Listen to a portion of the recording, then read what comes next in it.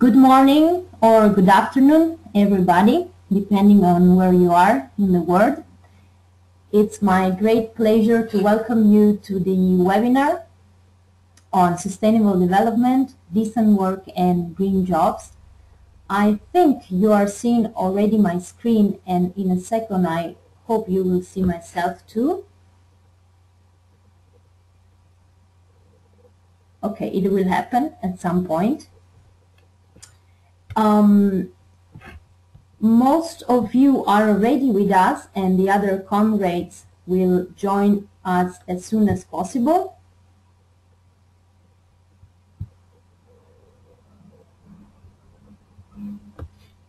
Okay, so now things are working. I think you're seeing my screen, and you should see myself too. Perfect. Good morning or good afternoon. So it's my great pleasure to welcome you to this webinar. I am, as you see me on the control panel, Sustainabour webinar, but my name is Giulia Massoglio. I am a member of the Sustainabour team, and I will be the facilitator of this webinar. Let me introduce to the tools we will use in this meeting. So first of all, I will provide you a very short overview on how the control panel works, and then you will also have a brief introduction on contents of the webinar. So first of all,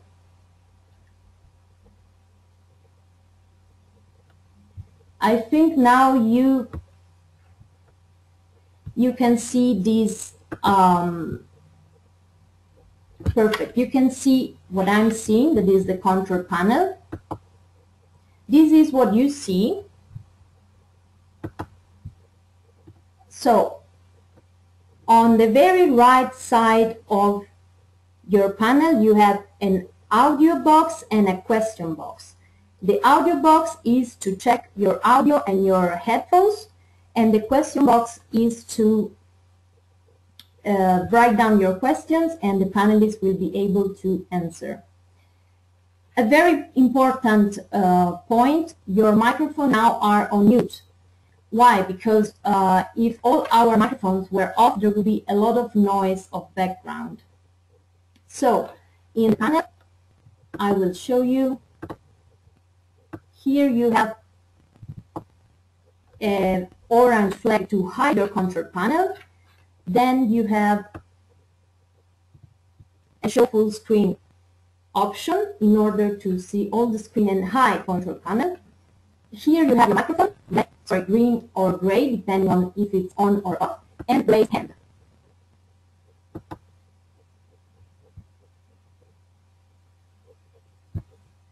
Sorry, I will shut off my camera because there are problems of connection.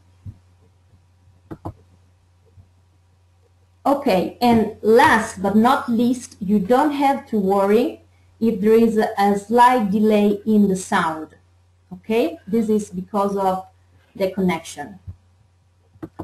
So now that hopefully we are okay with the tool, the webinar, that by the way it's a very easy one, I would move to the contents of the webinar.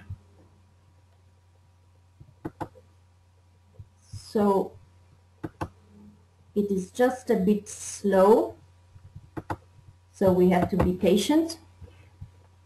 Here we are. So now you should see what I see, that is slide with our agenda for today. That is a very reason why we have organized the webinar. Well, as you know, the framework of this webinar and the two more we will organize with our comrades in English and Spanish is the International Labour Conference. As you know, in June, for the very first time, and in the ILO context of the conference, so the tripartite assembly of the ILO, the issue of sustainable development, decent work, and green jobs will be discussed for the very first time.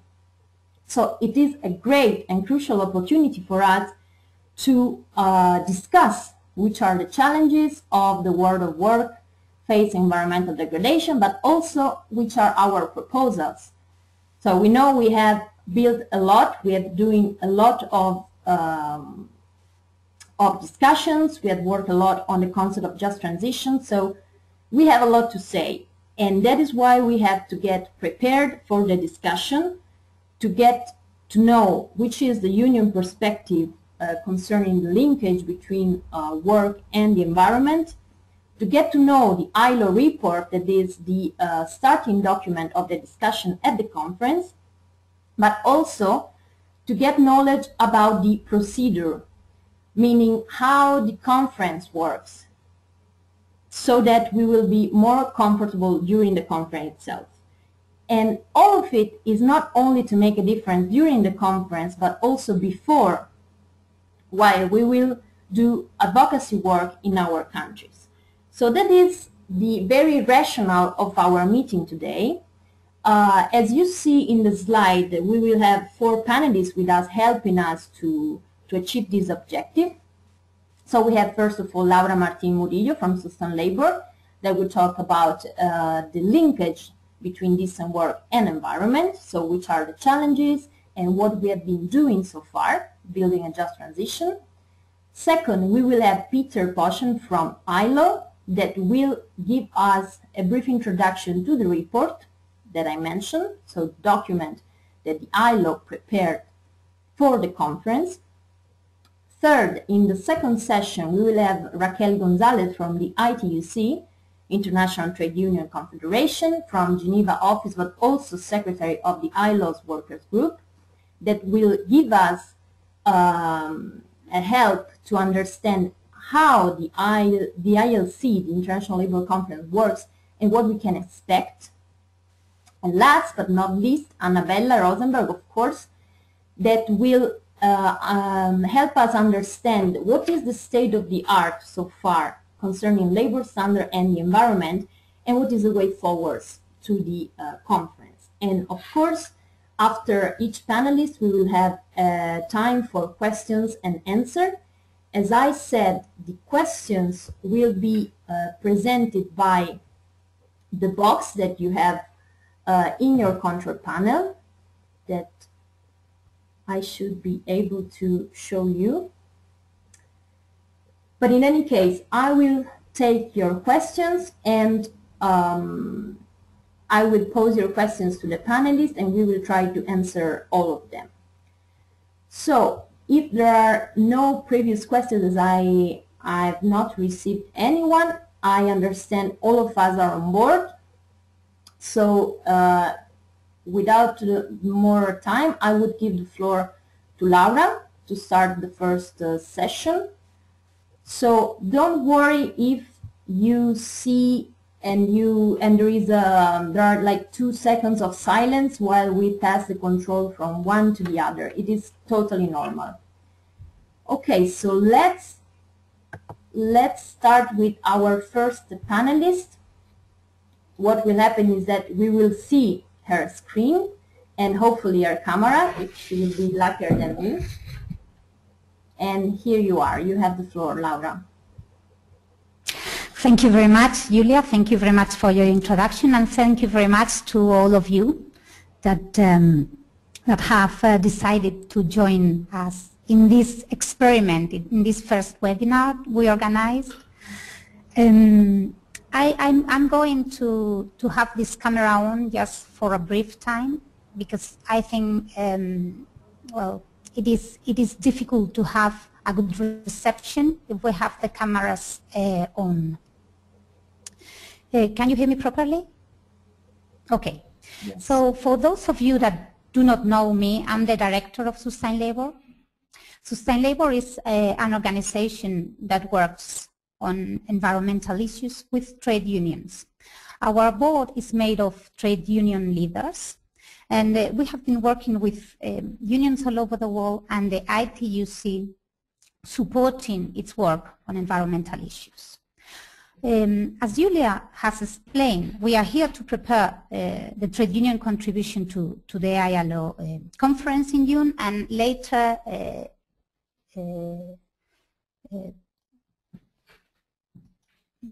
Peter and Anabella and Raquel will speak to you more about the objectives of the conference, the ILO report on the issue, our strategies for lobbying, but my presentation will be more on broader issues. So I will start with it. I'm going to quit my camera now. Here, perfect. So I'm learning.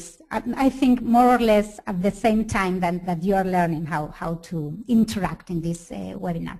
So as I said, my presentation will be on broader issues. I'm not sure if you had the chance to read the document that Sharon Burrow sent to all organizations calling for the work on this issue at the ILO conference. But I really think that that letter that Sharon Burrow sent sums up very well the essential issues, and it's important in a very simple and brief manner. And she says, research today is unanimous when it comes to the positive potential of environmental friendly investments for job creation. Despite this, policy and investment trends aiming at making this potential real are still marginal. And unless we are able to reverse this situation, working families will suffer, on the one side, the degradation of their environment and health, and on the other, there's perspective of a development, an economic model at odds with sustainable development. So it is a real important issue and a complex issue. So let's start here. If I can move my presentation. No, it's not working. Maybe with page advance I can do it. No.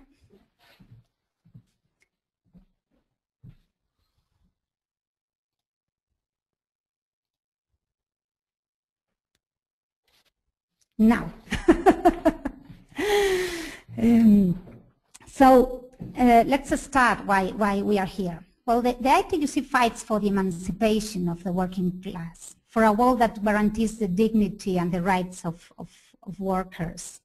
And for that reason, the ITUC is committed to transforming the socio-political and economic structures that hinder that emancipation. Also in its statutes, the ITUC commits to eradicating hunger, poverty, exploitation, oppression, and inequality. And I think the relation between this fight against equality and providing decent work and livelihoods for all has an important relation with the environment.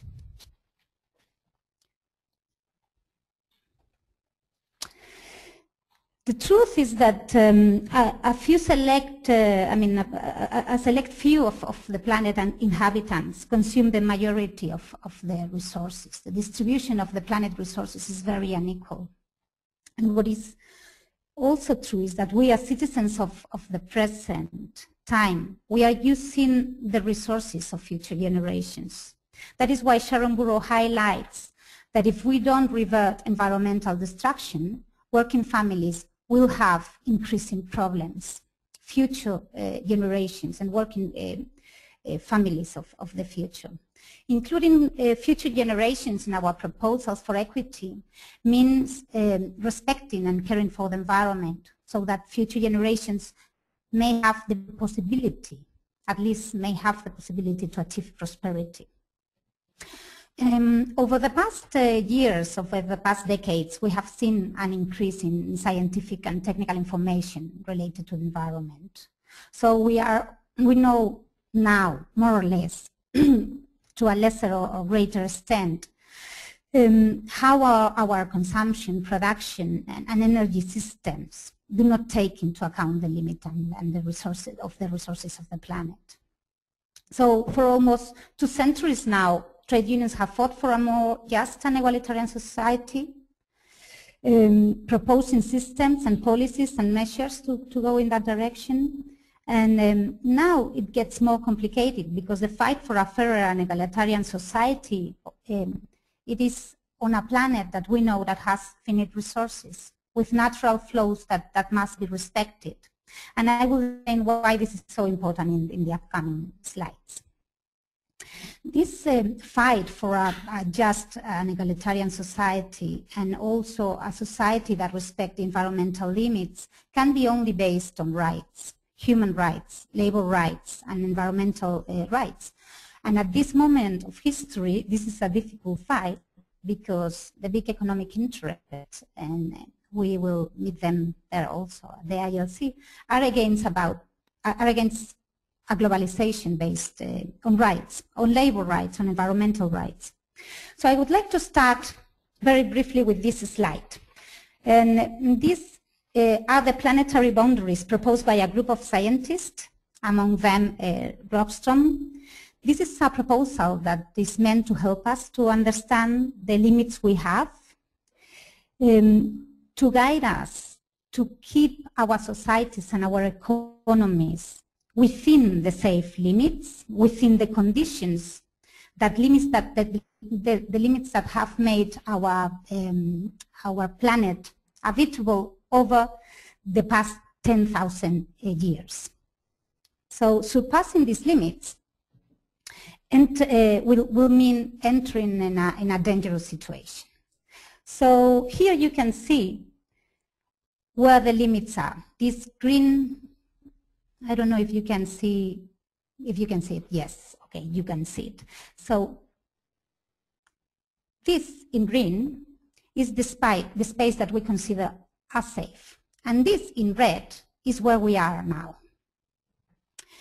So we can draw two different conclusions from this slide. One is that it's a complex issue. I mean, respecting the planetary boundaries, taking into account the environmental limits, is not easy. It brings very complex issues, like, for instance, here you have nitrogen cycle or phosphorus cycle.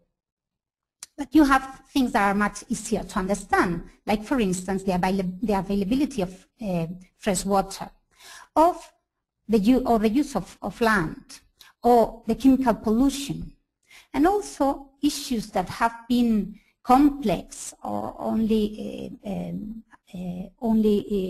understood by scientists, like climate change or the ozone depletion, are more and more well known by the general audience.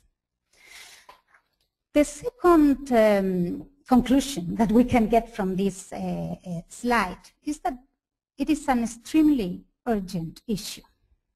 Our environment is seriously harmed. We are at the point that we cannot say first jobs and later the environment. According to the scientists, we are surpassing already 3 of the limits. This one, that is the biodiversity destruction, this one, that is the nitrogen cycle, and this one, that is climate change. And I'm not going to go further with the limits. I think it's a kind of an interesting reading for all of us, but I would like to explain a little bit, or to go a little bit further on climate change. The emissions of CO2 into the atmosphere is a very well-known issue. The scientists of this study consider that the safe limit was 350 parts. Current emissions in the atmosphere are 387 parts per million. So for them, we have crossed the barrier of or the safe level. But even if we take into consideration other limits like 400 or 450, we see how close we are to disaster. And I'm going to try to explain this from another perspective. If we do not change what is happening, if we do not contribute from the labor movement to change this trend, where we will be in 2050. So with respect to population, for instance, the trend leads us to predict that we will reach the 9.3 billion by 2050. And what is interesting is that 68% of that will be urban population. And here, for instance, in this slide, you can see the urban population that is going to live in less developed countries and cities is this dark blue area here. This will be the rural less developed, this will be urban more developed, and this will be rural more developed. So we have a huge challenge of providing basic services to that population. As we were discussing, we have a challenge with climate change. If we do not change things, where we will be in 2050? Well, instead of reducing emissions, if we follow the trends we have now, emissions will be risen by 50% in 2050. And this will mean an intolerable increase of temperature and of climatic disasters. Another issue, for instance, like water. Water consumption of fresh water has tripled over the last 50 years. And still 780 million people do not have access to drinking water. And in the slide you can see where we will be in 2050. So from 2000 to 2050, the consume will increase by 55%. And as a consequence of that, 40% of the population of the world by 2050 will be living in basins with hydrological stress. So 40% of the population of the world will be, well, close to thirsty, or we will be competing for water, scarce water resources. And I would like to finish with inequality. At the same time that is happening all of this environmental destruction, inequality is increasing in many countries. This last decade, we have seen an increase of inequality in many countries, in developed countries, in Europe, in China. 80% of the world population lives in countries where inequality has increased. 80%. 20% lives in countries where inequality trends have been reversed. And what is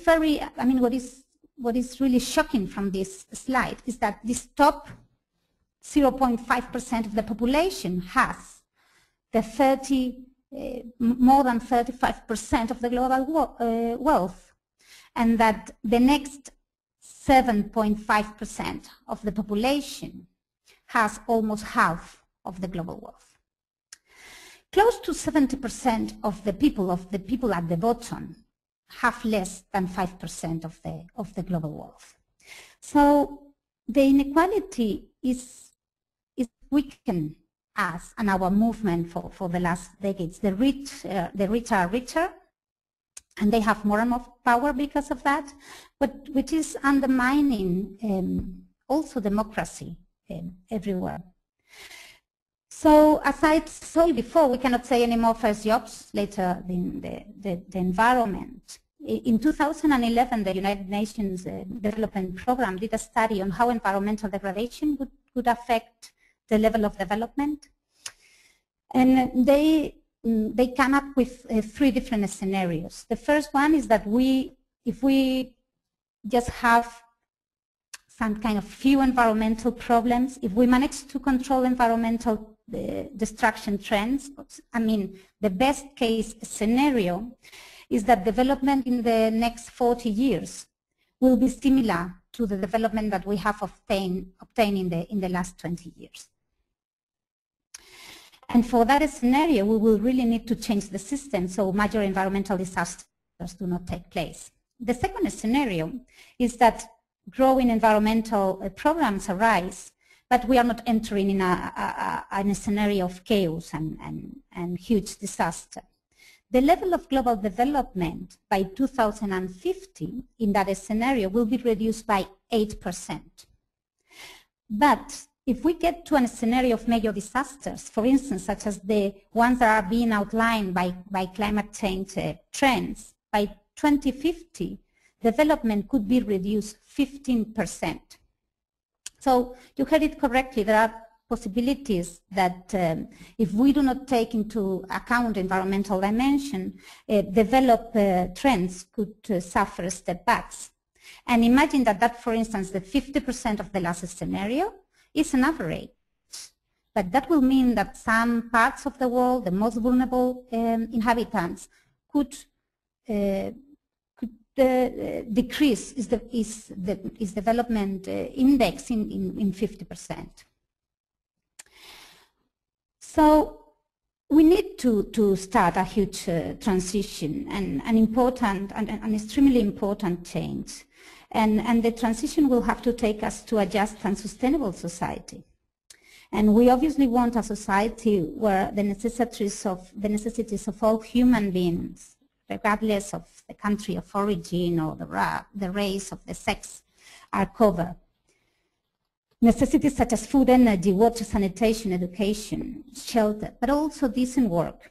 And we have to guarantee this also for future generations. To achieve this, certain changes must take place. And many of them are already in the roadmap of our organizations, are part of our fight at national level and at the international level. We need to redistribute wealth and natural resources. And this is one of the fundamental challenges we face. We need to put decent work and social protection at the heart of economic policies. And we are also very far away from that. And we need regulation. We need standards and we need rights to revert these trends. And maybe, I mean, those of the previous issues, redistribution of wealth, fight for decent work, for social protection, has been part of our agenda for a long time. But we have also to include others that maybe have been just recently taken on board. I mean, we will need to change our economies to ones, I mean, to economies that make a low use of resources, low carbon economies, economies that are based on renewable sources, relying on finite or scarce resources such as oil or petroleum is a recipe for disaster, and we should propose economies that are based in efficiencies. It is also alarming to see the growing rate of waste of the world finite resources. So we need to change production, to make production based on the product life of the life cycle of products. And we also have to change production further. Maybe we have to produce less goods, but more durable. And that is not a problem for the developed world only. In the developing world, products that are commercialized have a short life, and it's exacerbating also the poverty of many working families. So let's go back to the point where we started. At the ILO conference, we will address the issues of sustainable development, decent work, and green jobs. This means bringing the two agendas together, the environmental agenda and the social justice and decent work agenda, and starting to propose specific tools from the world of work to make this transition. And I'm sure that Anabella and Raquel will go on that later on. But despite it is challenging, fortunately, not everything is new. Trade unions have already started on these paths, and they had a very wide set of proposals for bringing environmental dimension within a system of rights and workers' rights. ITUC funding program, I mean, since the funding event of ITUC, its program encompasses the need to change globalization to combine the three pillars of sustainable development: economic, social, and environment. And that is the first paragraph of proposals from the ITUC funding program. And little by little in our organizations at national level, at sectoral level, these kind of proposals are taken on board. For instance, we are creating structures related to the environment. adopting environmental policies. And this does not depend very much on the region where the unions come from. For instance, in Europe, there are certain trade unions that do not have done much in this area. And we can find organizations in the developing world that, in spite of difficulties they are facing, are taking on this challenge. So more and more the work is spreading everywhere. Secondly, we are incorporating the environmental variable of the change into our demands for decent job creation. And that is very important for overcoming this paradigm, first jobs and later the environment, how to combine both. And I think unions believe that one of the key solutions are asking for green and decent jobs. And for that purpose, in all of its recommendations on changing the economy, the ITUC has introduced the importance of investing in the transformation of our economies into sustainable ones. The ITUC has been doing this in all forums in a very coherent manner for several years at the G20, at the IMF, at the OECD. We have been demanding a shift in the economy that makes this obligatory shift towards ecological sustainability an opportunity to create quality, decent jobs. For instance, at the Rio+20 meeting, we called for national-based commitments to decent work creation through green investments. These commitments must come from domestic analysis, where the higher potential is, and of course taking into account what the planet needs, what workers need, and what society needs. At Rio+20, the labor movement called for an annual investment of 2% of the GDP in green sectors. And that call, that it was led by ITUC, was based on a survey that ITUC commissioned for 12 countries. You can see the other countries: Germany, Spain, Bulgaria for Europe, Brazil, Dominican Republic and the USA, South Africa, Ghana, Tunisia, and then Indonesia, Nepal, and Australia. Well, the research was focusing on some sectors: energy, construction, transport, manufacturing, agriculture, forestry, and water. And it really aimed to make a clear case for shifting investment toward more environmentally friendly economies. And it also wanted to make the case for emerging economies and for developing countries. And the study showed that investing 2% of the GDP in each one of these 12 countries, we could potentially create from 7 to 9.6 million jobs per year. And what is very important is that that survey analyzed very well the need to create green jobs with the need to make those jobs decent. So the green economy should be, of course, based on rights and as rights of the planet, as well as workers' rights. And that really poses some difficulties, because new jobs in new sectors usually have worse conditions than mature sectors. I mean, we have organized, for instance, workers in fossil fuel energy sectors or the chemical industry for a long time. So in some of these sectors, in some countries, we have some quite decent conditions. The challenge of organizing new sectors cannot be overlooked. So in these new sectors, sometimes what we find is that there are no collective agreements, or those exist and are not applied. And that is also very important to highlight, that unions will not support the transition if it will bring more job insecurity.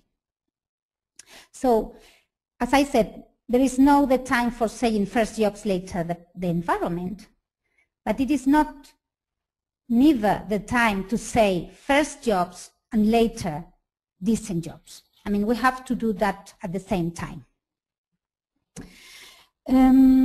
But this trend of going for green and decent jobs, it is not only happening at the international level or led by the ITUC. There are many national trade union organizations that are calling for the same, and many of you that are on the call are part of that trend. For instance, the DGB, for example, asking its government and European governments and the European Commission for a Marshall Plan for Europe in order to completely change the European energy system to renewable energy and to create jobs in the energy sector, but also in other areas like social service, like internet. From an annual total investment of 250 billion, 150 billion will be devoted to what they call this European turnaround in energy policy. And the total plan could create 9 to 11 million jobs. Some North American federations, such as the Steelworkers and other FLC unions, are very active calling Obama for a change in climate change policy, or in general for a change in cleaner production. We can highlight, for instance, the work done by the Blue-Green Alliance, pushing for having green jobs creation at the center of the recovery measures of the Obama administration from the crisis. The Australian unions have called also for green jobs and commissioned a survey that highlighted that 700 jobs could be created in green sectors by 2030. COSATU in South Africa has signed various agreements and campaigns. They have signed an agreement with the government to create 300,000 jobs in green sectors by 2020, that is quite soon, but also they are pushing for more ambitious agreements, such as what they call the 1 million climate jobs campaign, that, as you may imagine, it aims to create 1 million jobs. But also the Japanese, the Koreans, the Indonesians are calling for job creation plans that respect the environment and provide quality jobs. And I think someone from Chile is on the call also. They have also called the Italian government to do such a plan. Lastly, that will mean, doing this transition, it will have to incorporate also changes at the workplace. And we have to propose changes in companies.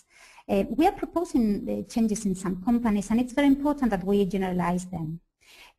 For instance, we are fighting for new rights linking to the environmental component, the right to participate in environmental decisions, the right of workers of being informed about the environmental compliance of companies, the rights of workers to reject work that harms the environment and the health of workers.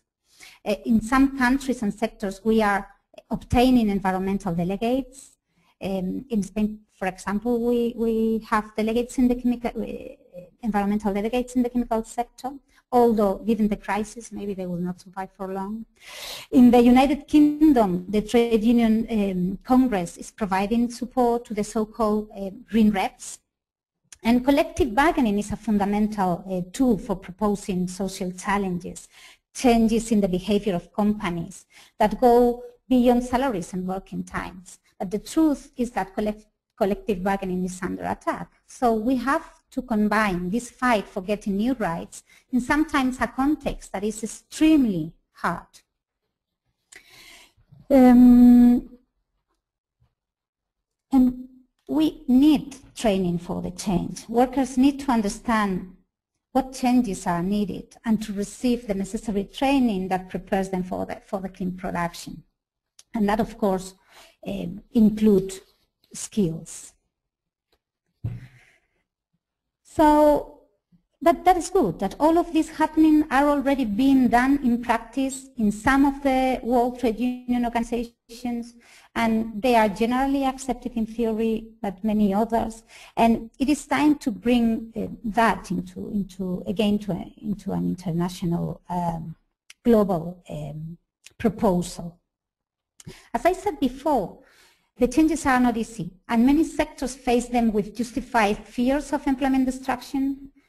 So we need to be courageous and honest and work on the conflicts and the resolution. And it is not easy, but for coherency, one day we cannot defend the environment and another day ignore it completely. And the fact that we trade unions include environmental variable in our proposals has its advantages and disadvantages, or challenges at least. For the advantages we have already, I have already mentioned coherence. Including environmental issues is key also if we're going to get closer to the youth and the concerned. Young people are increasingly more preoccupied about the environment. And what also bringing environment into the equation help us to build alliances with other actors and movements. But there are also difficulties, and we have to be honest about that. And trade unions were born in the Industrial Revolution, and we have a lot of workers organized in the most polluting industry. The change in production and consumption will mean changes and restructuring of complete sectors. So, it really poses a lot of responsibility on us.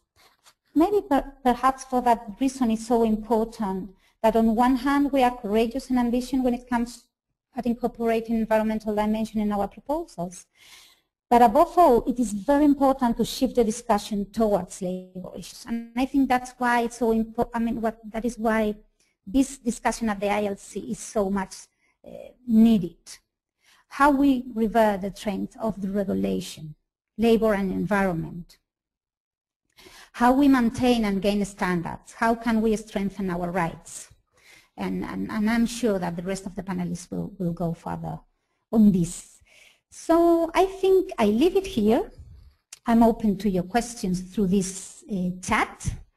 And thank you very much for joining us today during this first webinar. Thank you very much. Thank you very much, Laura. It has been a very clear introduction to the issues, and a very balanced one in which we can see the obstacles of such a great challenge, but also the opportunities. So I think it's the best start we could have. So far, I don't have questions, so I would suggest that we give the floor to our second panelist, also because the two presentations have a linkage, so we can take the questions on both of them at the end of Peter Possen's presentation. So our second panelist is, as I said, Peter Poschen from the ILO. He is the director of the Job Creation and the Enterprise Development Department, and is one. Sorry, I've just received a question. So Laura, if it's good for you, I will take this one,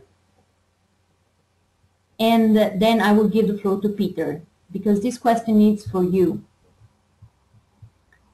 Laura, can you hear me? So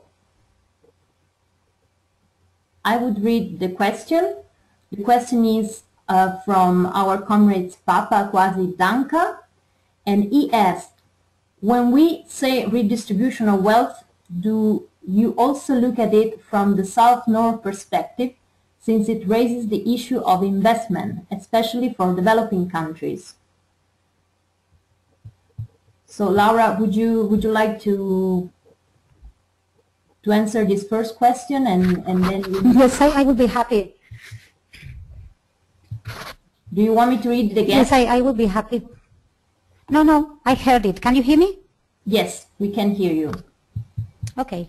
Yes, of course. In that slide that I presented, that it only showed the global wealth,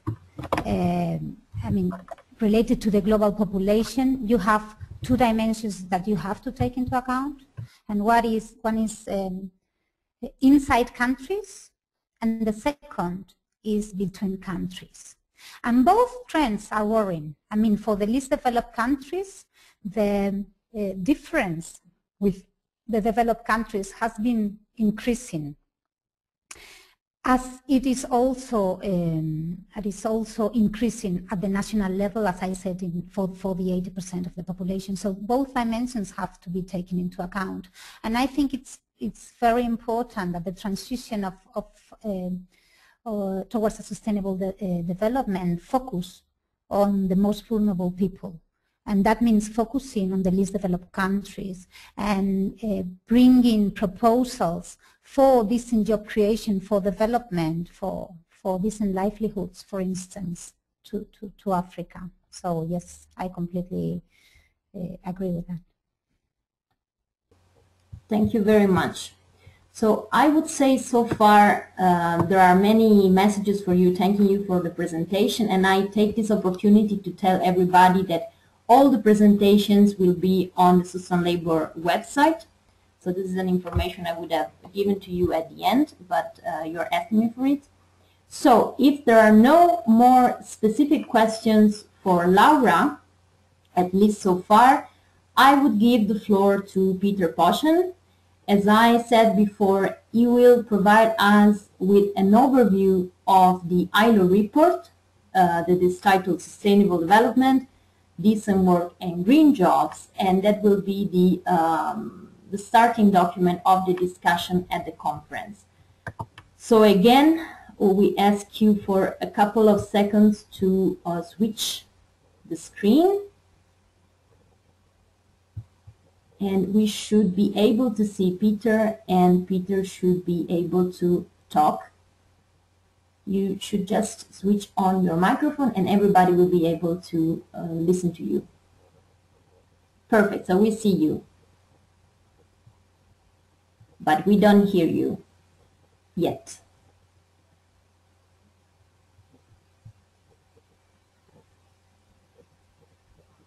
Perfect. Can you hear me now? Yes. Hello? Can you hear me? Yes, we can hear you. You're welcome, Peter. Hello to everybody, and thank you very much for this opportunity to tell you a little bit about. Sorry, Peter, maybe you should just speak a bit louder. Okay. Okay, thank you.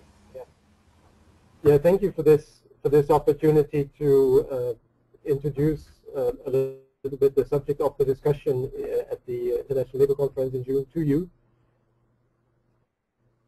We have prepared a report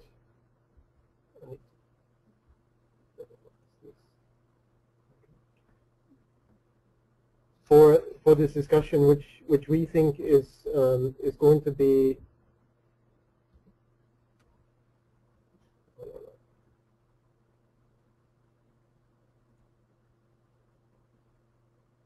is going to be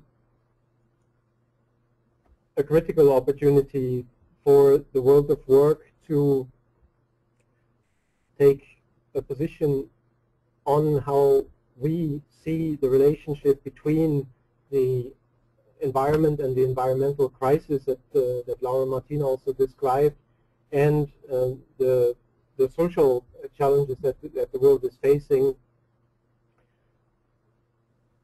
This general discussion at the conference will happen exactly 1 year after the Rio conference, which recognized the Conference on Sustainable Development, which recognized in an unprecedented way the importance and the central role that decent work plays in sustainable development.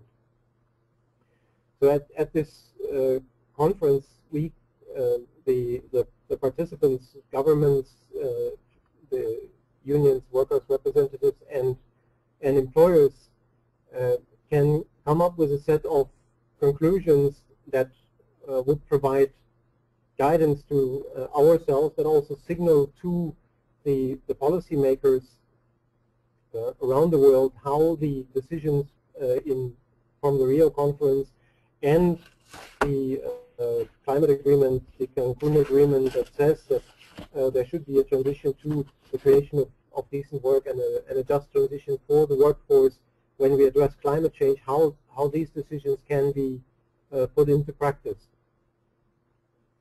The report, of which you see the cover on the screen here, it's available in English, but in many other languages, in Russian, in Spanish, in Chinese, in French, in German. provides an introduction, and it focuses really on the interface between the environment and the world of work. It does not discuss all the dimension of sustainable development, because that would have been a discussion about everything. So it has this clear focus on where the environment meets the world of work. It is a somewhat long report, we will admit, but we felt it was necessary because the topic is relatively new, as was mentioned in the introduction. So we felt it was really essential to provide the participants with as much of an information basis as possible. You will see when you look at it that the report does have an executive summary, which is unusual for conference reports, but we thought it was a useful way of making sure that everybody had a chance to at least get the essentials of the report. And it includes many examples which illustrate the points that are being made in the report in more general terms. And we would very much encourage you to go through it and look at those examples, which are often presented in the form of boxes from countries around the world. Here is the structure of the report. It has 5 chapters. The first one discusses this question of sustainable development, decent work, and the environmental challenges.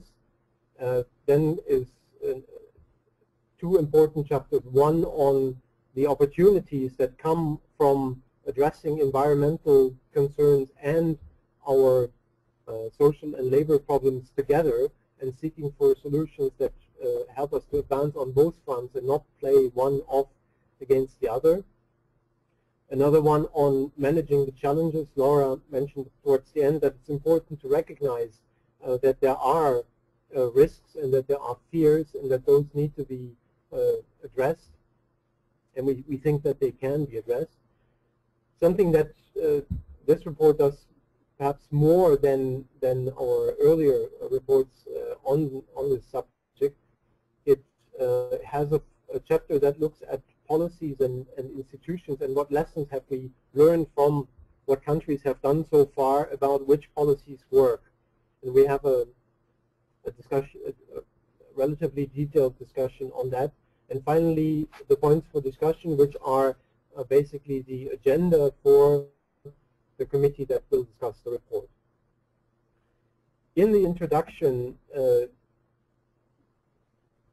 the report poses what we think are the 2 defining challenges of the 21st century, and Laura has gone over much of that ground, so I don't need to be long on this. It shows that achieving environmental sustainability is an absolute necessity, but that there are large and in some cases growing decent work deficits in many countries, and that both are intimately linked and that they need to be addressed together. The work by the ILO, but also by others, has similar conclusions as what Laura showed you on the losses that are associated with not addressing the environmental problems. And we have come to the conclusion that also from a labor market perspective, having policies that make the environment sustainable is not an option. It's not a choice. It is an absolute necessity. Otherwise, we will be losing increasing numbers of jobs and livelihoods, particularly in developing countries.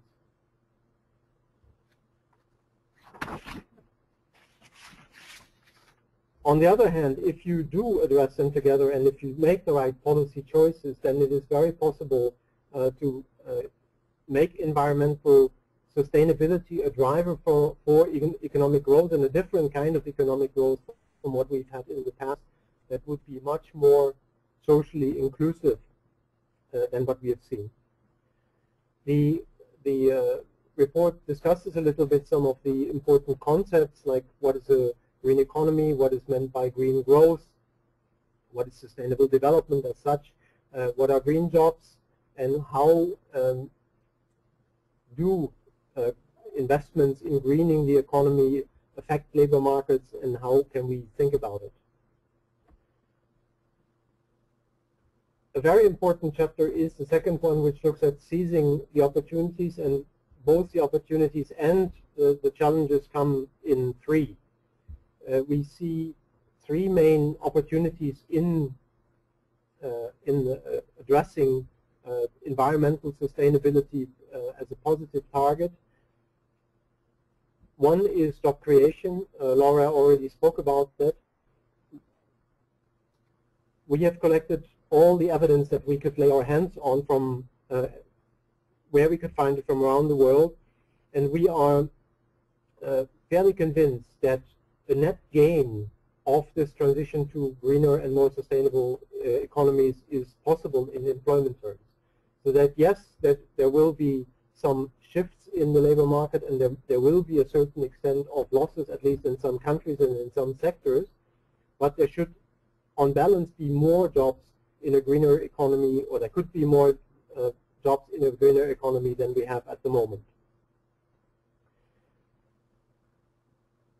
The outcomes could be even more positive if the investments that went into environmental sustainability were larger. We are at the moment, certainly in the OECD countries, in a strange situation where multinational enterprises hold the largest cash reserves in many decades. At the same time, capital formation investment in production, in productive structures in the countries is at its lowest levels for decades, and there doesn't seem to be opportunity, or the investors cannot find the opportunities to invest. And a clear signal on a move towards a greener economy and on addressing climate change might be just that signal that enables the investment to flow, and that could lead to even better outcomes in employment terms. Laura mentioned the question of job quality. We think it is important to keep an eye on that. A green economy is not, a greener economy is not more socially inclusive or leads to more and better jobs by definition. It is really a matter of the policies that are applied. The second opportunity, which may even concern more people and people who desperately need it, has to do with the quality of existing jobs, which in many cases are not green at the moment, but which would have to play in sectors which would have to play a central role in making the economy as a whole and making the planet as a whole more sustainable. And the biggest sectors concerned perhaps are agriculture, and agriculture still employs 1/3 of all workers in the world, but it is the largest concentration of poor people in the world, and it is currently on a trajectory that looks very unsustainable and is a big challenge for biodiversity, but also for sheer food security in the world. Other important sectors are the building sector, which has such large potential to reduce emissions, to improve energy efficiency, reduce water consumption, but it will take a significant upgrading of the workforce, much more skilled workers, much more stable employment relationships, much more qualified enterprises to deliver this. Similarly, waste management is an area where recycling will see a big expansion in the future, because we need to recover more of the materials that have been used as natural resources become scarcer and more expensive. But currently, many of these people really live in inhumane situations, and it is only through a massive upgrading of the conditions in the recycling sector that we can turn this into something that is truly green, but also a decent livelihood for people. And there are some examples shown in the report for how this can be done from Brazil, from Sri Lanka, how formalizing and organizing workers in the sector can really turn these sectors around. The third opportunity concerns social inclusion, and that is particularly related to energy, but also water, also housing and transport, and it could be a very, very significant improvement, in particular for women who are currently having to deal with the absence of access to modern forms of energy or to readily accessible water and to the high expenses linked to that. We still have 1.3 billion people in the world today who have no access to any form of modern energy at all. And improving that, giving these people access, giving poor families access to energy efficient transport, to energy and water efficient buildings, and to pay poor people for the environmental services that they provide would be a major breakthrough. In the report, there are some examples shown for what is already happening in this area, from Bangladesh, for example, with electricity to poor rural households, from Brazil and South Africa making transfer payments to poor families and poor regions for the environmental services that they provide, or again from Brazil, what social housing can mean and how environmentally sustainable housing can be become a very important measure to achieve sustainability, but also to promote social inclusion. Now, trade unions have traditionally been concerned with also the challenges that are linked to this transition, and the third chapter deals with that, identifying those challenges and finding ways of managing them. The report discusses a little bit the nature and scope of the restructuring that is likely to be associated with the shift towards a greener economy. In the industrialized countries, the resource-intensive industries are actually not a very large employer. The share of employment is somewhat larger in some of the emerging economies, but it is true that the sectors that account for 80–90% of all the emissions and all the pollution, or all the energy and resource consumption, between them employ well less than 20% of the total workforce in practically all countries. We have only limited insights into what the shift would mean in terms of changes in the labor market, which would force workers, because of the downsizing in the sectors in which they work, to change to other sectors. The only study that has been done that has looked at that we could find that has been looking at that in terms of the entire economy is from the OECD, and the result of that is that the changes that would be expected would be far smaller than what globalization has meant for the last 20 years. Workers and enterprises in many countries have experienced the changes that were brought about by globalization, by opening up international markets, as traumatic.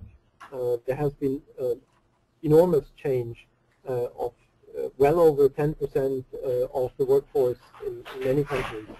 The OECD thinks that that change will be a lot smaller. It will be between 0.5% and 2% for a range of countries only. But there is so that sounds reassuring, but there is not that much evidence really available. What we argue in the report is that a lot can be done to actually limit this change, by the kinds of policy measures that are taken. For example, if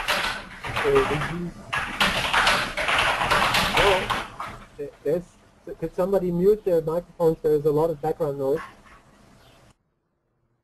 Thank you.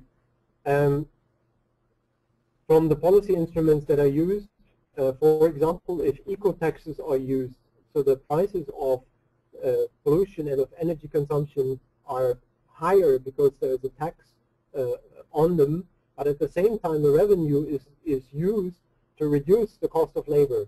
That could be through reductions of payroll taxes, but particularly also through reducing the social protection charges on labor. Then that would reduce the cost of labor significantly, and it could, even in energy-intensive sectors, maintain and lead to an increase of employment in a environmentally sustainable economy. It is clear that the greening has to happen throughout the economy. It is not only a matter of a few green growth sectors changing. We need change in basically most enterprises in most economic sectors across. Particularly small and medium-sized enterprises may find it difficult to make this shift, to both seize the opportunities but also to live with the cost and the changes that they have to make. And it remains a fact in virtually all countries that small and medium-sized enterprises are both the largest employer and the main source of new job creation.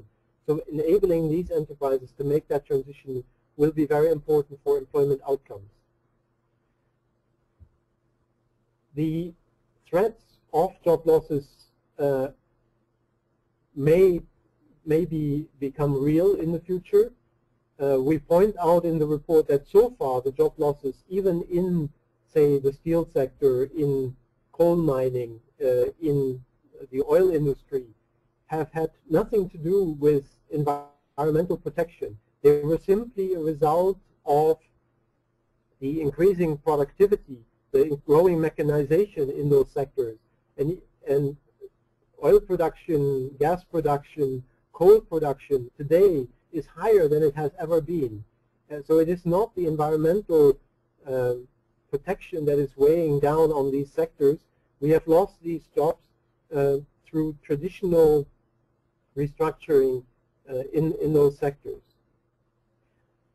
To address the challenges, it is very important to map those changes, to anticipate them, and we argue that that can be done in many cases, that we know which sectors are likely to be exposed to downsizing and which regions would be most affected, so that we can plan for this and ensure that workers that are likely to be affected have access to social protection, and that they have access to new skills, that there are investments into a more diverse economy in which they could find other employment. We are showing some examples from a dramatic adjustment in the forestry sector in China and from a temporary adjustment in fishing in Norway, where a set of measures has been adopted and has mitigated the changes very significantly for workers.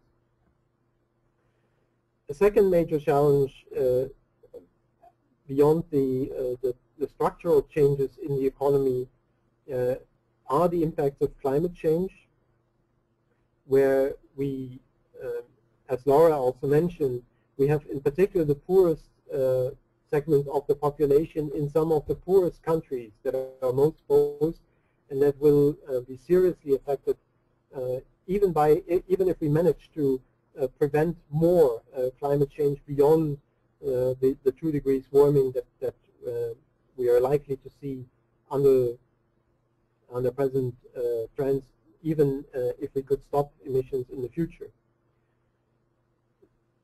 There are examples on both the devastation that the climate change can cause. There's a well-documented case of a cyclone in Bangladesh that has lost more than 500,000 livelihoods overnight by disrupting particularly small enterprises.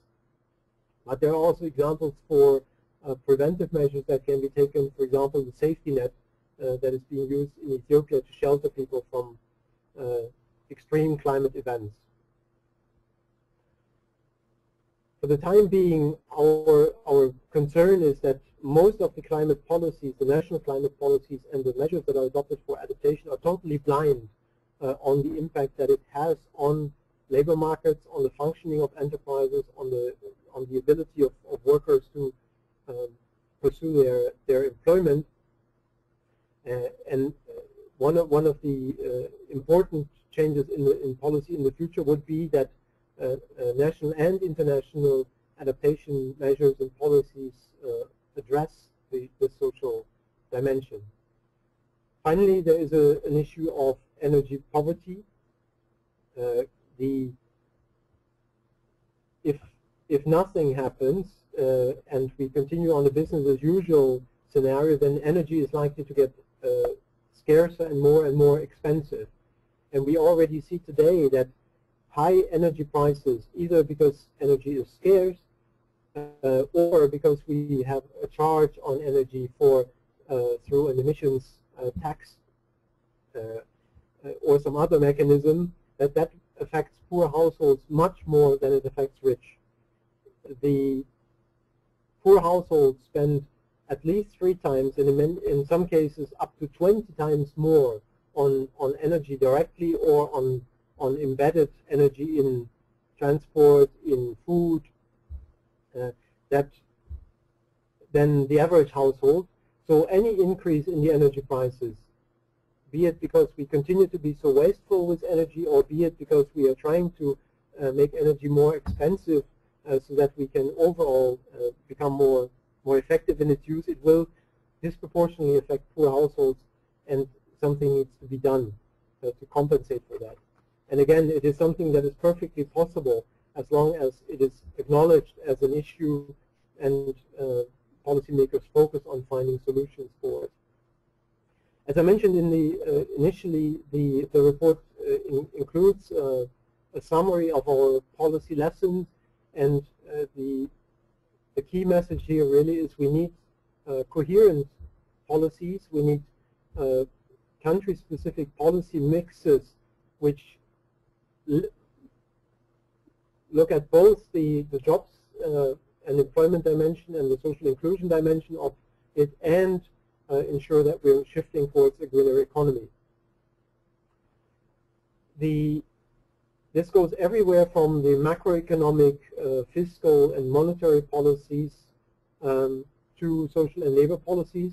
We already spoke about the need for investment and the benefits that investment could bring initially. Clearly, the current fiscal austerity measures in many countries are against this shift towards a faster shift towards a greener economy, and only the cheap money that is available in many parts of the world does not do the trick if we do not have a stable signal for investment, because investment is not flowing at the moment into anything, let alone into green. In many countries, sectoral policies will be very important, because it is the big sectors, the key sectors in the national economies that are often targeted first. That can be agriculture, it can be infrastructure, it can be buildings, it can be industry, and that varies from one country to another. But these sectoral policies are often key, and the sectoral trade unions and employers are very well placed to influence those. And finally, social and labor policies, which are the ones that the ILO constituents have a lot of influence on. And there it is important that we manage to ensure that they match those economic and environmental policies that drive the change. Those have to do with social protection. They have to do with access to skills. They have to do with small and medium-sized enterprises, with also preventing that we generate new problems in occupational safety and health, that we use the structures that are in place already in many countries and in many enterprises to address the workplace issues with occupational safety and health, to also address environmental problems at the workplace and then by extension beyond the workplace. And finally, active labor market policies that help workers who need to find new or different employment to have access to the vacancies that help them to match, and then also promote a diversification of the economy if a traditional sector is being lost that has been a very important employer. This can be the case in mining, for example.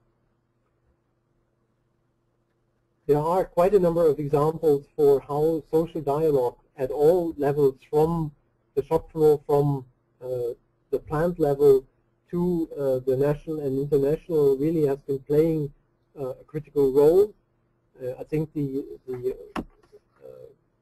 social partners, workers and employers can take credit for having not only supported but in some cases initiated very important initiatives that have established this link between a greener, more environmentally sustainable economy and creating or protecting jobs.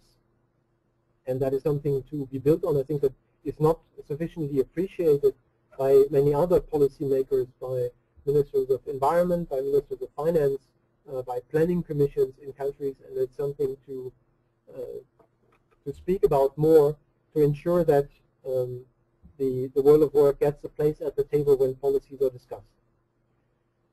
Finally, the last page of the report includes the points for discussion. Those were consulted with our constituents, workers, employers, and governments, and these points for discussion will be the agenda, basically the sessions of the committee that will discuss this report are going to go through those questions. The first question is simply, what are the opportunities for more green and decent jobs? The questions are somewhat more elaborate. We've summarized them here for the purposes of the presentation. The second one looks at what are the challenges of this transition, what lessons have been learned from earlier transitions that would help us to master that the transition that would come from a shift towards a greener economy. The fourth one, what are the policies and institutions which can facilitate a just transition and minimize negative effects on jobs and enterprises? And then the fifth and sixth ones are basically standard questions that always follow from a general discussion. What are then the priorities for the world of work, including for you as trade union representatives in your countries and internationally? What would be our agenda in this area? What should we be doing, and how can we best do it?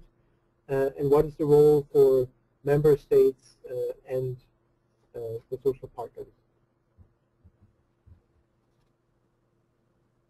That you can find more information already on the conference website of the ILO, but also under the ILO Green Jobs program and our homepage on sustainable enterprises, and you see the links on this last slide.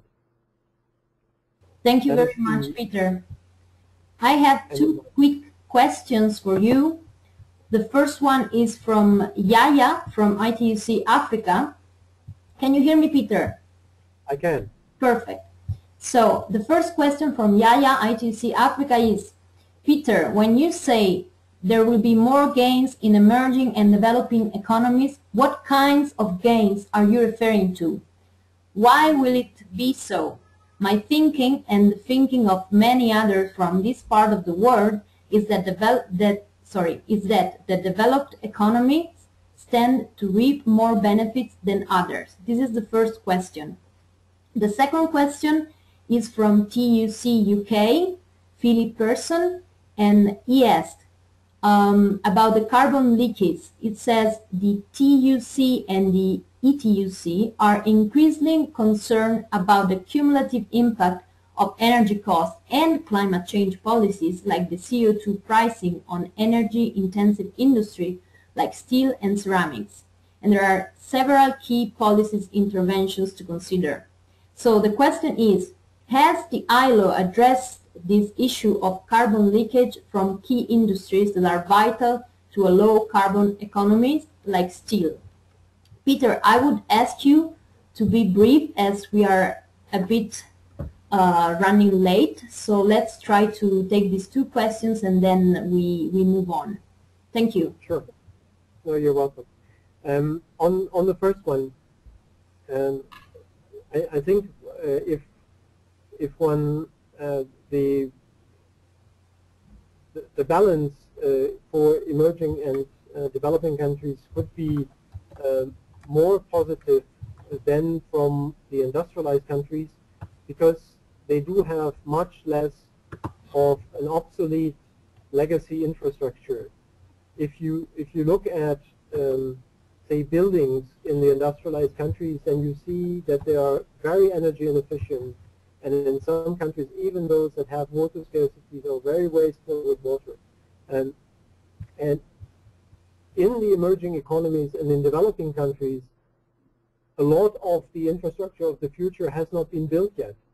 And there is a possibility to move directly towards 21st century technology in all regards, in infrastructure, in industry, in housing, so that you would have those gains without having the losses from having to write down or having to give up infrastructure and losing the capital in the process.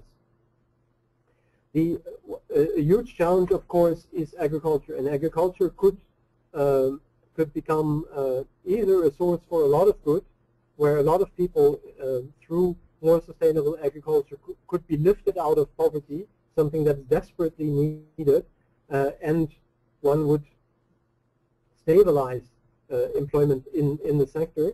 If agriculture continues on its current trajectory, then in many parts of Africa there could be dramatic losses. But those are entirely the result of the unsustainable current pattern of development and of the climate change that is taking place. I hope that answers the question. When it comes to the carbon leakage, there is potentially a problem, but we think it is much smaller than it's being made out. The big leakage, if you will, has already happened in many countries. Many of the industrialized countries are very large net importers of carbon, and the carbon balances, if they were drawn with imports and exports, would look even worse than they do at the moment. In the UK, the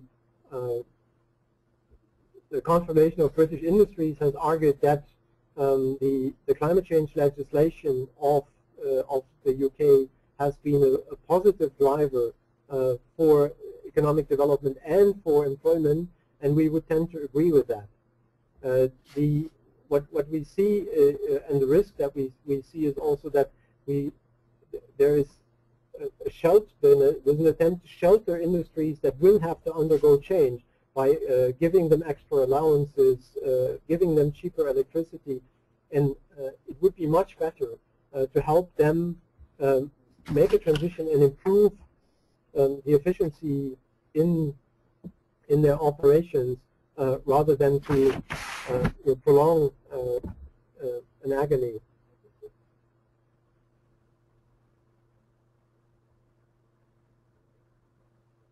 Okay, Peter. Thank you very much. I have one more question. Actually, I have two questions.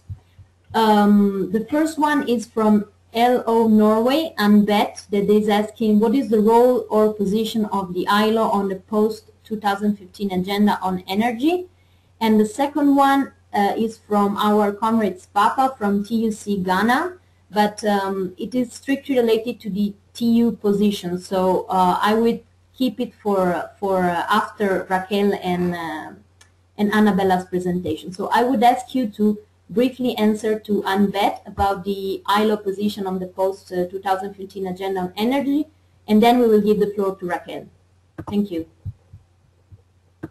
Yeah, I'm not sure what she's referring to with the post-2015 energy agenda.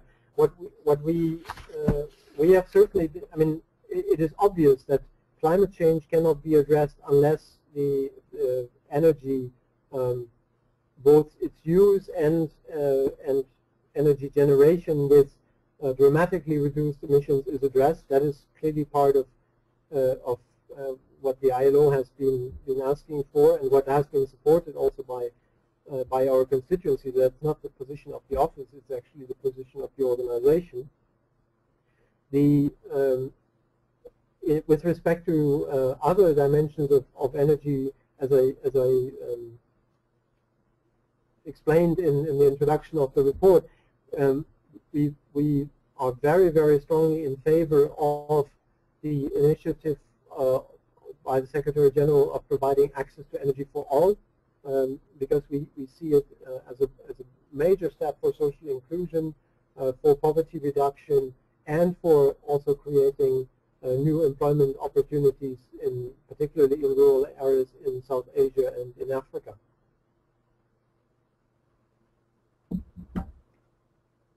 Thank you very much, Peter. It has been a pleasure to have you here with us, and actually in the next days we will have your colleagues with us for the Spanish and English webinars. So I would move on and give the floor to Raquel Gonzalez.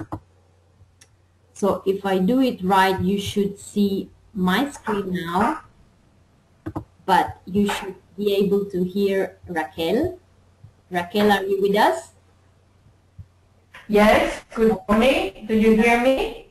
Yes, we can hear you perfectly, and I hope now we are all seeing the beginning of your presentation. So thank you for being with us. As is written on the presentation, you are with us to talk about the procedure of the conference.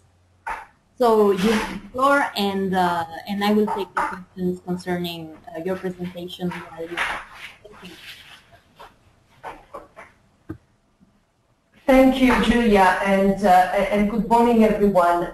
Indeed, my role in about the 20 minutes that I have available with you is to give you an overview of how the conference worked, with a particular focus on the work of the committee. I understand from Anabella that several of you already know that they will be in this committee.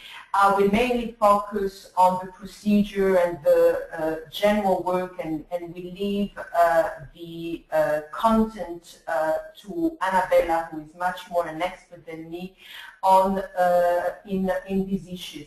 But before starting with the conference, I thought that it might be useful to give you a brief overview of the context in which this conference discussion takes place. And this, Julia, is the actually first slide of my presentation. I will base it on a very summarized version of the document that is available for those that are interested. And it is actually the ILO Workers Group priorities for this current mandate of 3 years. So those who are interested, then I could make this document available.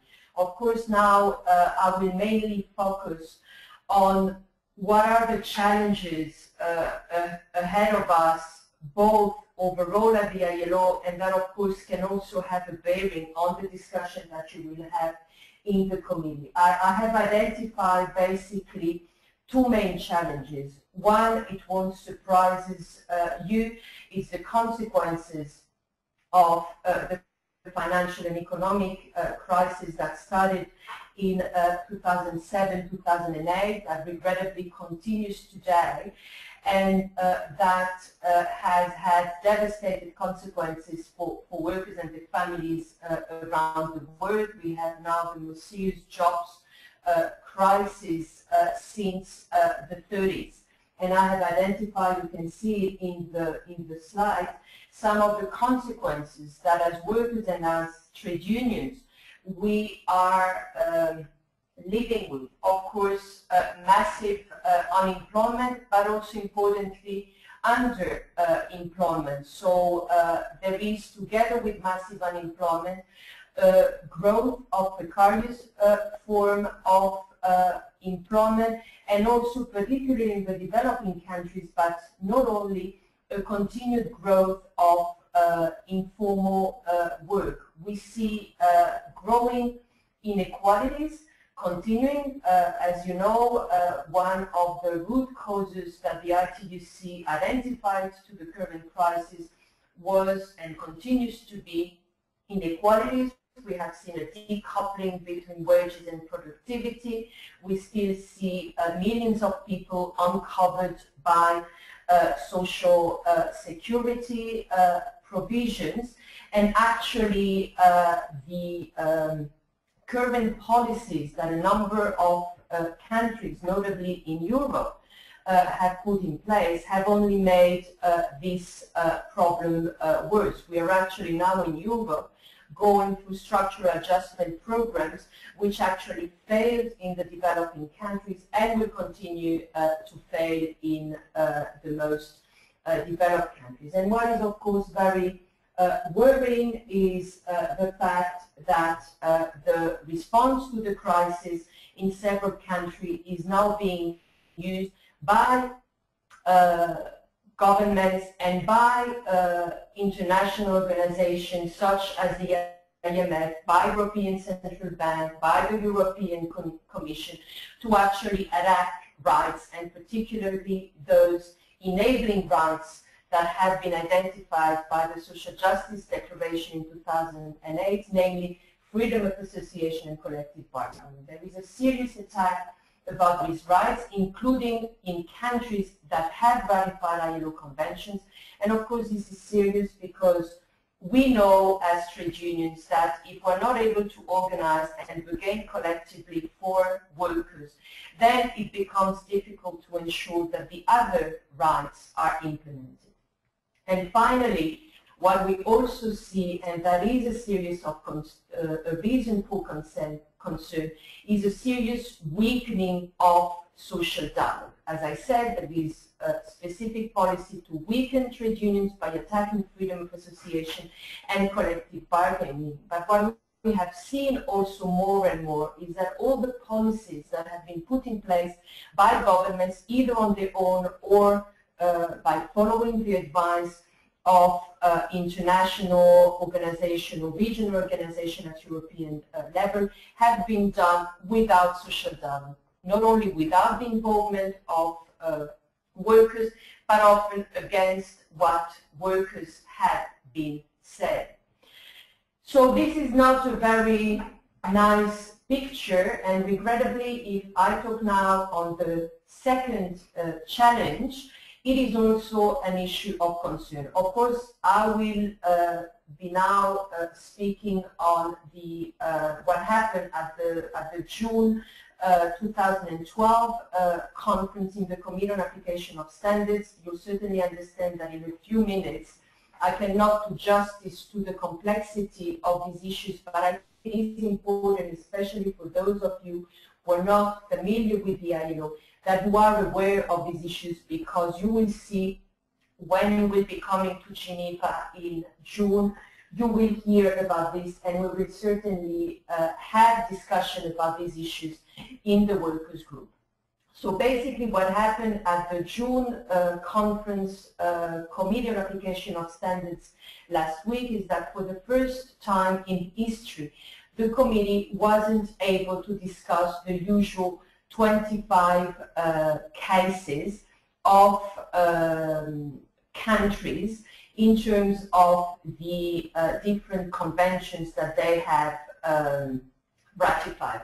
What happened is that workers and employers weren't able to identify the 25 cases because basically employers vetoed the list of cases on grounds that they disagreed with the interpretation that the experts gave to Convention 87 in the general survey that they published on fundamental principles and rights at work. And their basic argument is that they disagreed with the experts that the right to strike is part of Convention 87. They considered that the experts were going too far in their interpretation of Convention 87. They indicated that the experts didn't have a mandate to interpret the right to strike in Convention 87, that therefore they could not agree to have cases of 87 related to the right to strike in the list of cases, basically putting a veto to some of these cases. So there were a lot of discussion between workers and employers, of course, last year during the first week of the conference, and to cut a long story short, regrettably, it was not able for the first time in the history for the committee to complete its work. So since then, you can imagine there have been a lot of discussion in the ILO, in the governing body, in bilateral talks that as ITUC, together with the chair of the ILO workers group and a number of members of the workers group, we have had this discussion with the employers group.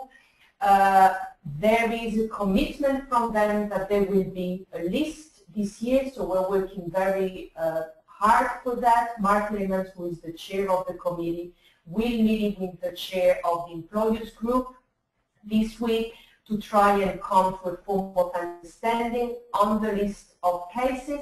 So we have to remain optimistic that we will have a list. Of course, when it comes to the mandate of the experts, it will take more time to be solved, but we will have to solve this because we are talking here about the bread and butter of the organization, which, as you all know, was created in 1919 to protect the rights of workers, and we cannot protect the rights of workers if we cannot continue as to have an ILO that adopts standards, promote them, and control their application. So this is a bit a negative start in my presentation, but those who know me know that I'm not a negative person, I'm an optimistic person. So I think that we have challenges, but that these challenges also can be turned into opportunities. And I think the opportunities are those four that I have listed. I think that the crisis shows once again that the reason for which the ILO was created in 1919 to promote social justice and to promote the weakest part in the employment relationship is still valid. And our work in the ILO workers group during the governing body and your work next June, when you will be coming to work in this committee, will be to try and adopt conclusions that actually allow to realize this mandate. I think the other opportunity is that we will get a chance to also realize or to push for the realization of the ILO constitutional mandate. The Philadelphia Declaration calls for policy coherence between the ILO and the other organizations of the multilateral system to promote social justice, to promote in a more modernized version of the Constitution the decent work agenda in all the countries. And I think that this also gives us an opportunity to achieve that in the years to come. This is, for instance, what we tried to do recently at the ILO European meeting. It wasn't easy, but we were able to get some reasonable and balanced conclusion. And of course, we need to do this in the other regions as well and at the conference. As I said, we need to try and get a list of cases this year in the Committee on Application of Standards. This is, of course, the first priority. And we need to continue to use the ILO as a standard-setting organization. And if I say this now, it's because it will have a bearing later on in what I will say towards the end of my presentation and what I'm sure Anabella will pick up. I think it's very important also that we use your discussion in a smart way. And I think we need to use your discussion to also remember the ILO, to also remember governments and employers, that there are several standards that currently exist in the ILO that actually should be better promoted in terms of their ratification and application, and that they would allow to ensure that when we move towards the greening of the economy, then the jobs that are created are not only green, but that they are also decent jobs and that they are jobs with rights.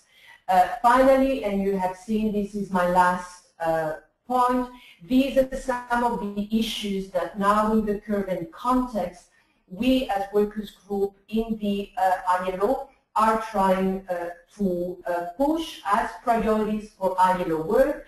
It's of course not an exhaustive list, but you see, I think these are issues that I am sure will also be important for your discussion, issues around rights, including of course, and starting with freedom of association and collective bargaining, the recognition of the employment relationship, the fight against precarious work and informal work, extension of social security, both in its vertical and horizontal dimension. So here we're talking about Convention 102 and the social protection full recommendation, decent wages, and so on.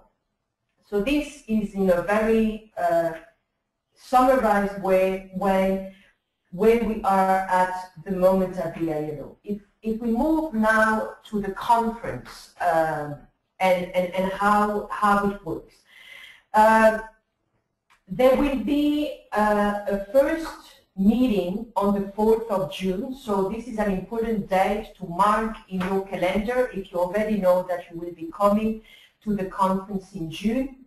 We will have on Tuesday morning a meeting of all the ITUC affiliates taking part in the conference. This meeting will take place in the ILO in room 2 with the presence of the ITUC General Secretary, and this is the meeting that we will use to elect the different officers to the conference and to share views on the issues that will be discussed at the conference. In the afternoon, we will all go to the Palais des Nations, to the UN building, where we will have at 3 o'clock in room 19 the full workers group committee. So the difference between the morning meeting and the afternoon meeting is that in the afternoon we will be with the ACTRAP colleagues, we will be with the other trade union international organization, with those unions not necessarily affiliated to the ITUC, and there we will also go through the procedure of electing the officers of the conference, so we will in a way repeat what we did in the morning. And importantly, this is where you will get a chance to register in the different committees. So basically, the work of your committee will start on the 5th of June. At 10 o'clock, we will have the opening of the conference, and immediately after the end of the opening, you will start the work of the committee.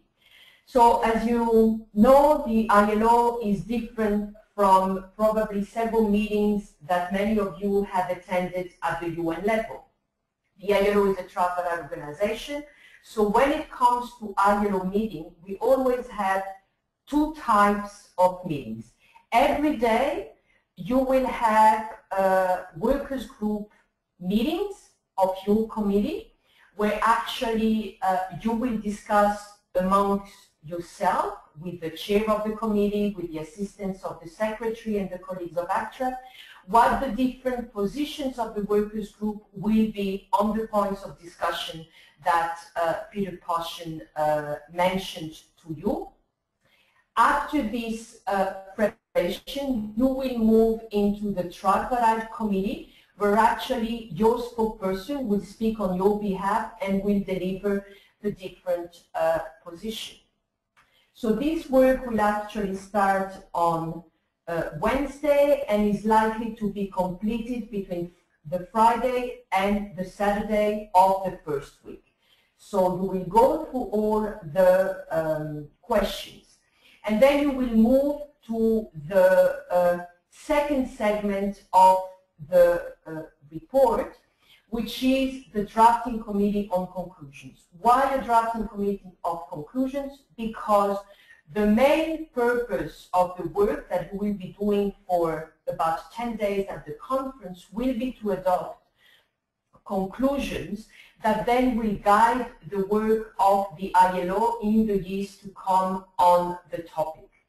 So the drafting committee on conclusion will be a small group of 15 persons. It means 5 workers, 5 employers, and 5 government representatives that will work Monday and Tuesday on the draft conclusions that the office will prepare, summarizing the main points and trying to identify where consensus lies on the different questions. The drafting committee will be appointed at the beginning of the committee work. All this will be explained in the committee, but for now you should know that those who can be nominated to the drafting committee are either worker titulars or technical advisors to the committee.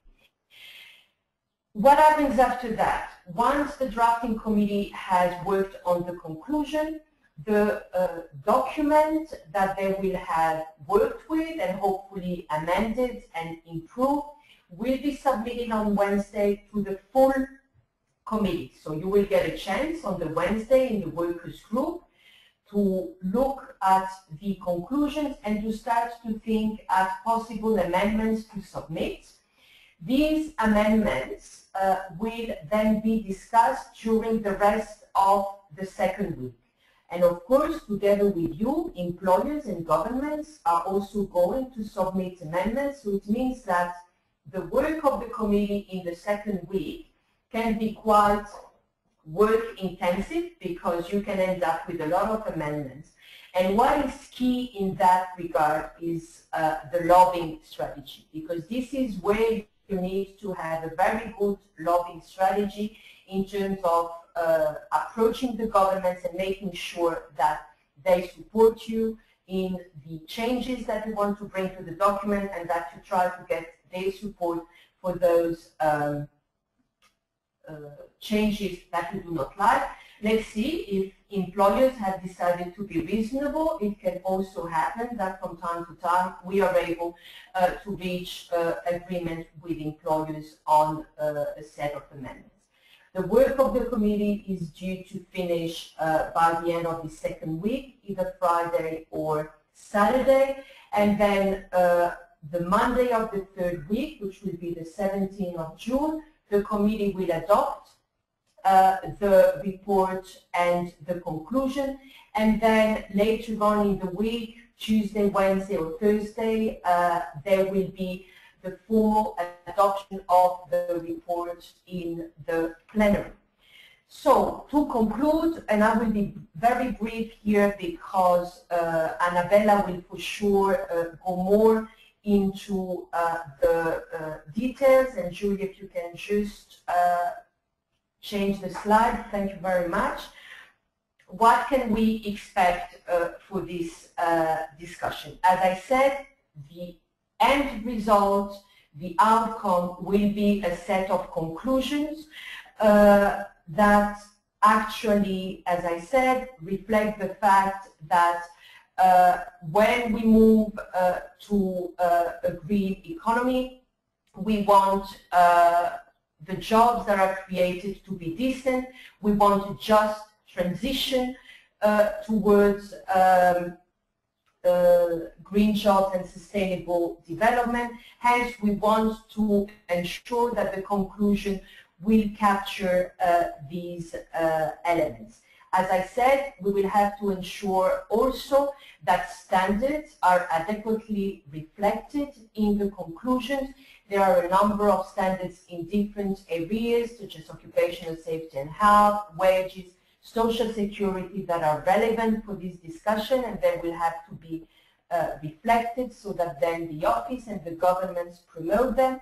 And what we also want to try and get out of this discussion is an identification of the current gaps in standards in this field, and try to get out of these conclusions a recommendation that the ILO in the years to come has to develop a standard on the transition of the world of work towards a low carbon economy.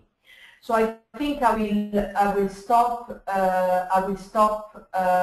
here, Julia, and I'm happy to answer to question either now or after Anabella's presentation as you see fit. Thank you. Thank you very much, Raquel. It has been very clear, so clear that so far I have no questions from our comrades. So I would give the floor directly to Anabella for the last part of the panel, and then probably we will have questions on both presentations. So Anabella, I give you the control, and we will see your screen in a second. Okay, let's see if you see my screen. Let's check. I see it. You see, okay, good. So in 1 second, my computer will put it in a, nice slide presentation, hopefully, if it wants to. So hello, good morning, good afternoon to everyone. Really happy to be with you. And thanks to all friends that are like really far in geographical terms, like our friends from Rengo, from ACTU in Australia, as well as the European colleagues that are around, and friends in Africa, that made time to join us. So you have seen already from the different presentations that the challenges we have are huge, but that's not new for you. Most of you were probably aware of the general challenges in terms of environment and social equity or social justice.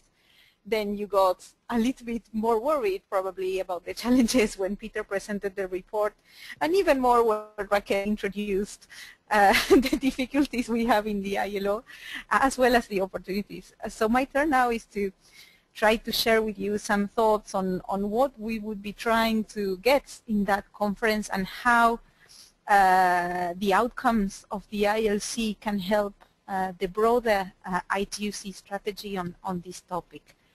I think the starting point for our work here, and why the ITUC is dealing with these issues of environment globally, is because we are convinced that in this global challenge we have, we need a global solution and a global approach.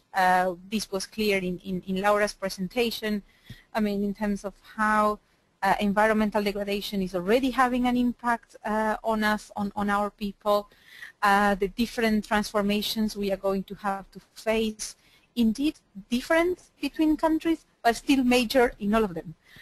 So those need to be taken into account. The fact that we know that the transformations will not happen necessarily in the same place at the same time. Those who are going to benefit and be affected are not going to be the same, as Yaya has pointed out in his question.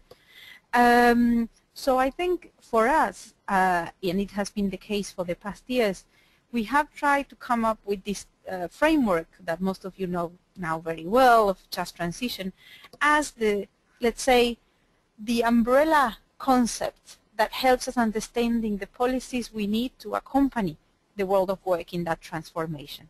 If it's true that its application, the implementation of a just transition will necessarily come from decisions made at the national level or at the local level, we are convinced, and that's I think it's a major point for us, and it should be one that is very much, I mean, in all our trade union discussions with governments and employers in the ILC, we are convinced that we need global guidance if we want to move together in a manner that is coherent and based on solidarity for the future. So, despite the fact that this is certainly going to be implemented at the local or national level and based on local and national consensus, we think that there are elements that are shared for all countries, and those will certainly benefit from a global agreement on them.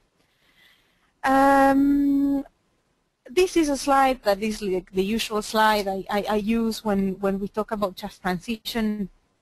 Of course, we know that, I mean, different unions have been adapting a little bit this framework, but just a recap on what we think are elements of the just transition framework that are applicable to all countries.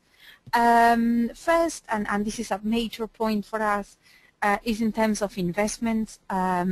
The fact that if we are serious about the transformation, we need to start promoting, well, a shift, an increase and a shift in investments towards more sustainable sectors, towards more sustainable and decent jobs.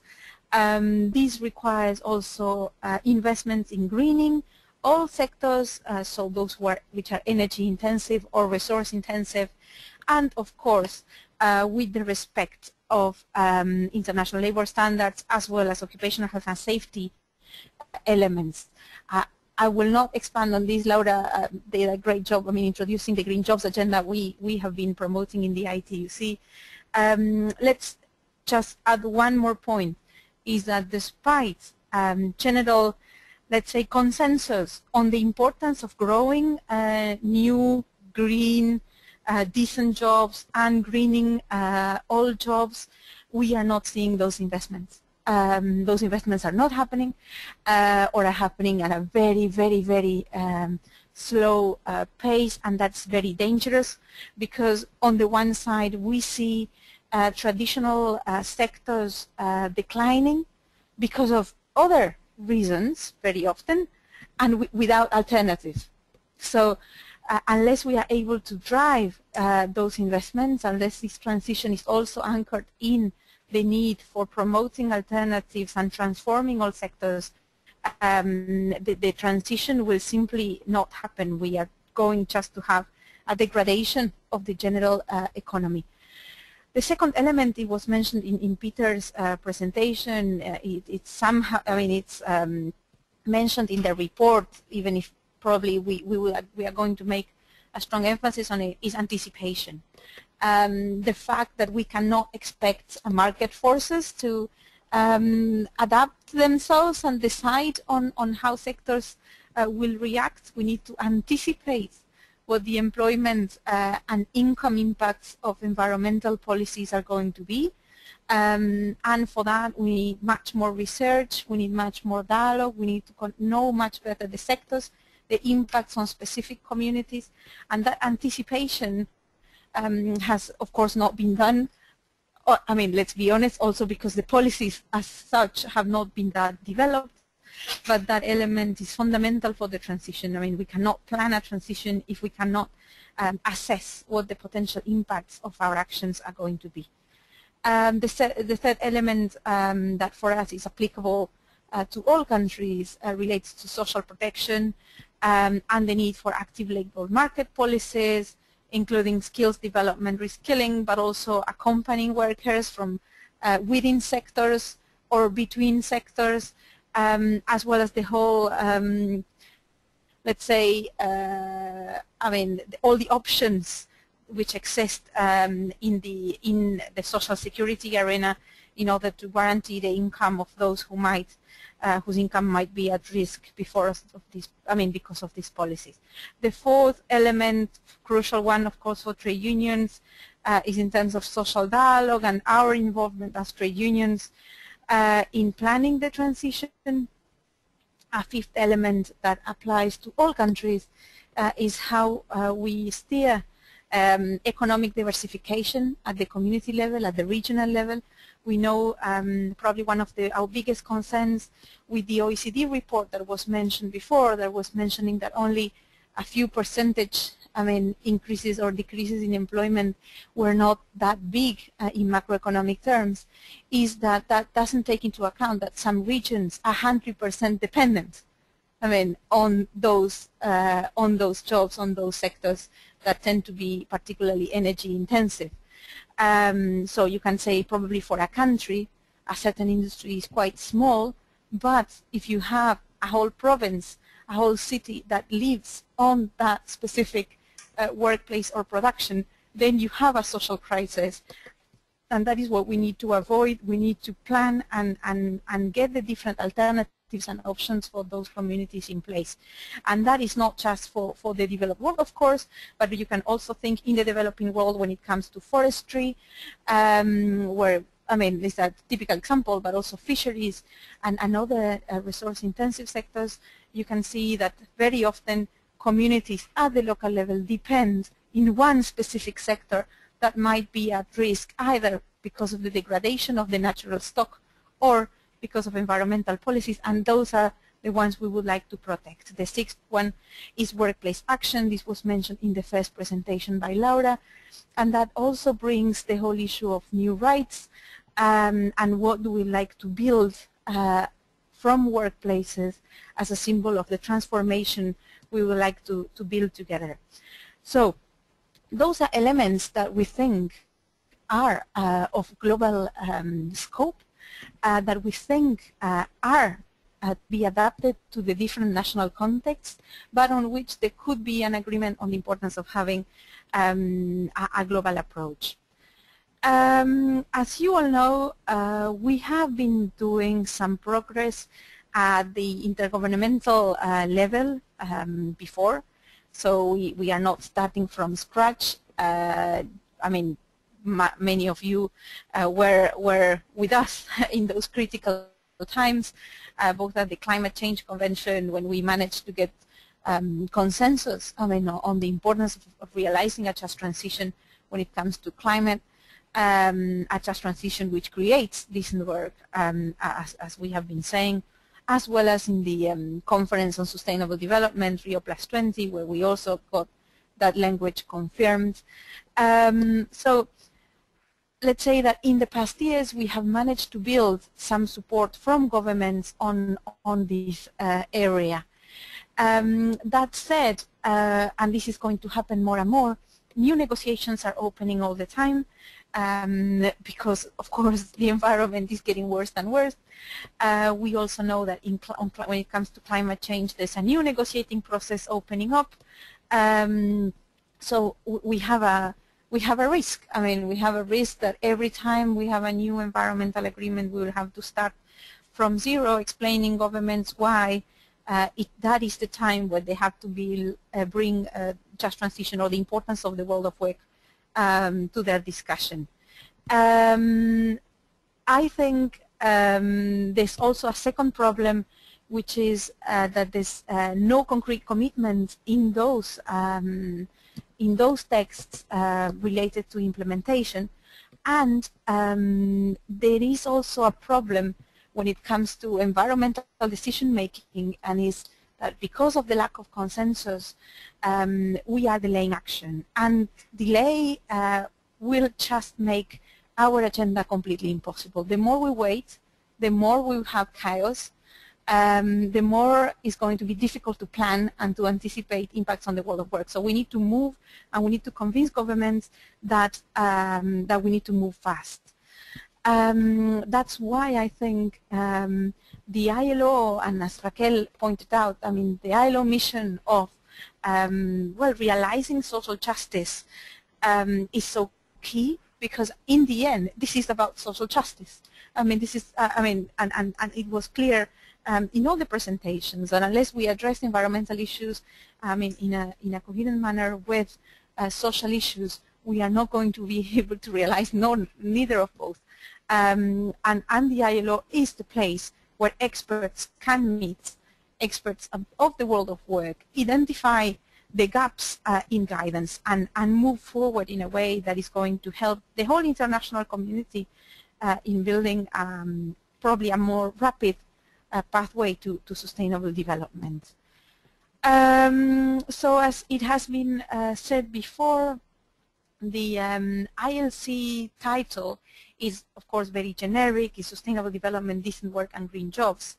I think that for us, our key challenge is to transform that very generic title into a real debate on how we can operationalize the transformation, which are the challenges, but also what do we do about them. And we cannot stay in this very, general language that, well, the UN system tends to put us very often. So we have an opportunity to go a little bit more into the specifics. As Peter introduced in his presentation, there are these 6 questions that are going to launch the debate.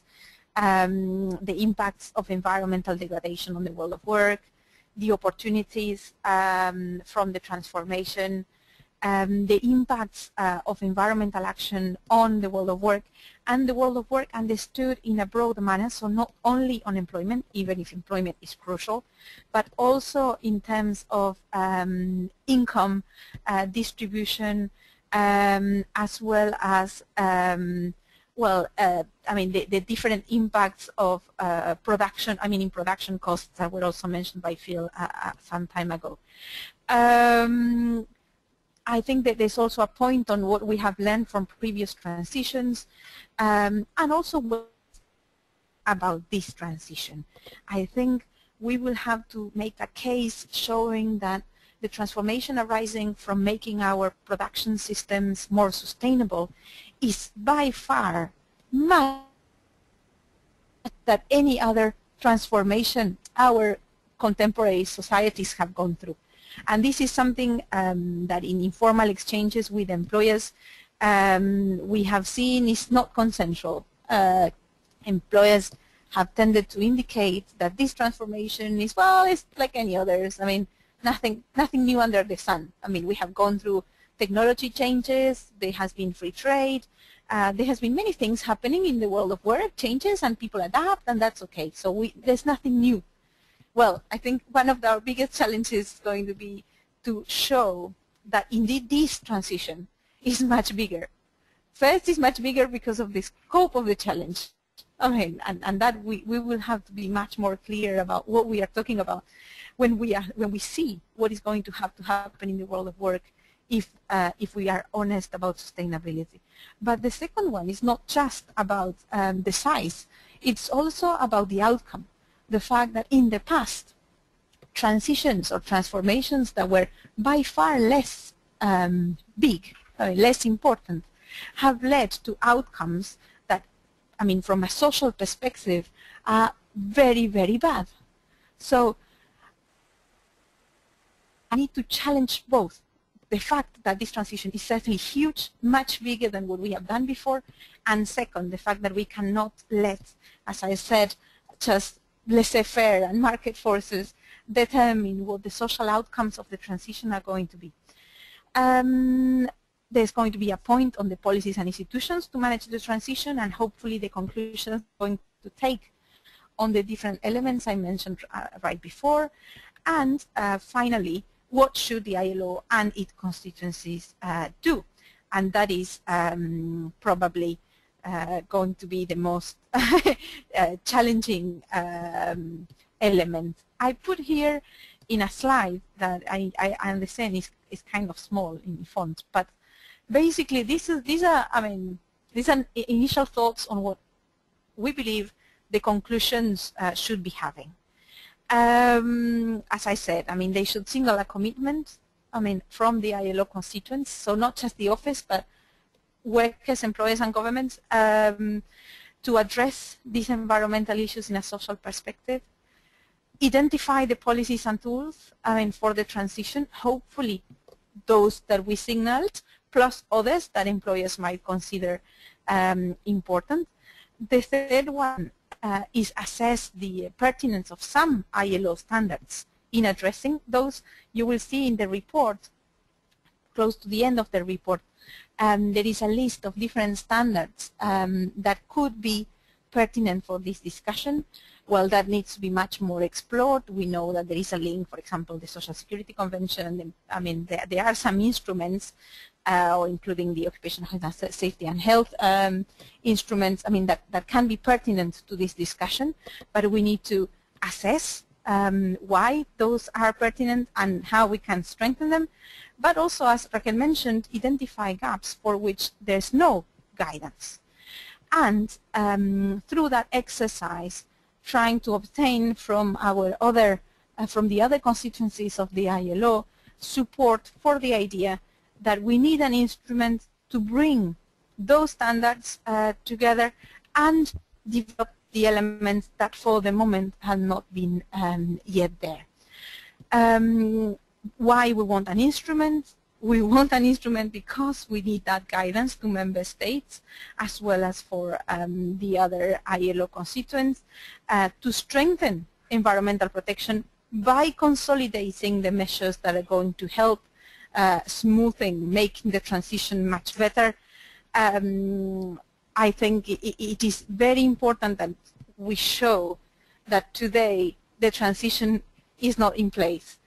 Some elements in the ILO could help, but have not been framed in a way that support that guidance.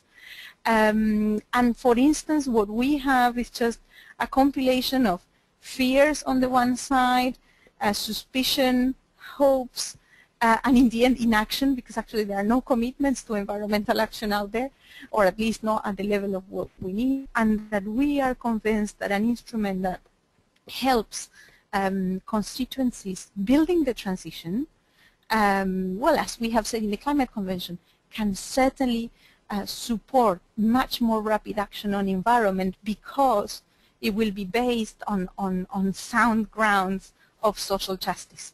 So that's the spirit. That's what we are trying to get. Of course, we are not going to get the instrument. We are not going to adopt a convention in June this year. Hopefully what we can obtain is an agreement from the different constituents that, yes, indeed, there are gaps. Yes, indeed, there are some instruments that are pertinent. So we need to develop an instrument that all this together in a coherent fashion and that helps of these environmental policies, making them socially fair. You will see that, well, I mean, you know already, we are just a few weeks away from the conference. The timing is, I mean, for the lobbying, for example, is very different from what we have seen at the UNFCCC or in Rio, where we start lobbying like months in advance. It looks, I mean, that actually the conference itself is fairly crucial in terms of the exchanges we are going to make with governments. So go there with lots of energy. We are preparing a lobby document that should be ready in a few weeks' time. In the meantime, I think it is very important that those who have access to the governments, and all of you have, meet with them and, I mean, signal the importance the trade union movement gives to this discussion and ensures that we have someone really knowledgeable on the topic and the challenge in the conference, and already expressing our willingness to see an instrument out of the conclusions. I think it's also important to visibilize the discussion in broader networks. I mean, it's true that the ILO has mentioned sustainable development in past discussions, but this is certainly the first time we are going to have such a focused discussion on the links between the world of work and environment. And I think it is also important that for, I mean, the outside community, they realize that trade unions will be there fighting the fight of a truly sustainable development. Eventually pointing out those in the other constituencies that might not be doing so. I mean, I think we need to build that relationship and show that, well, we have made a long way. I mean, since we are seen as barriers for environmental protection, we know much more, and we have clear ideas of what we need to do. But we also need support, and we need our communities to realize that we are fighting that fight where it needs to be fought. So we need their support, and making this conference a little bit more visible to the outside communities that are not related to the ILO is going to be, I think, quite important for us. So friends, this is where we are. You will see, I mean, this is a new process for me as well, so I hope it's going to be positive. In any case, it's something we have been calling for years. I mean, since I started working in this organization, we have been asking the ILO to take on this issue seriously and have a political discussion on it. So we need to be there in force. We need to show that we are ready for the discussion and that we want to go much farther on decisions that what we have until now. So I hope you are going to take your vitamins and be ready for the fight. That's it. Thank you. Thank you very much, Anabella. So actually, you did a great job in the sense that also the question we had from Papa has been answered from you about what trade unions are pushing for in the conference. And I have no questions from our comrades so far. So Laura asked me to have the floor to start the conclusions part of our webinar. So let me move. You should see my screen, and Laura, we should be able to listen to you. And to see you, actually. Yes.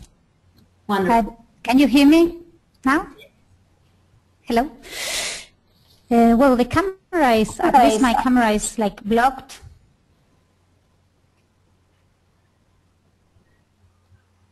Hello? Yes, hello? Okay. Hello, so, I can hear you, but I cannot see you. I will put the camera off. Yes, well, I wanted to show you my face, but I will not do it because then the internet connection is worse.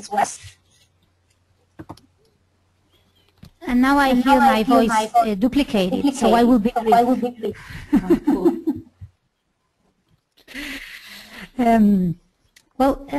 I think it is, it is really a of us. From the trade union perspective, we have we are living difficult times, and I think the environmental problems put more pressure on us. I was glad to see from Peter and from Anabella and from Raquel this list of concrete proposals, and I think really many unions around the world are doing a great job promoting job creation in environmentally sustainable sectors, promoting the links with that agenda, with the social security agenda, with an agenda that creates public services and fights for public services. And to do that, bringing into discussion what we have learned about the environment.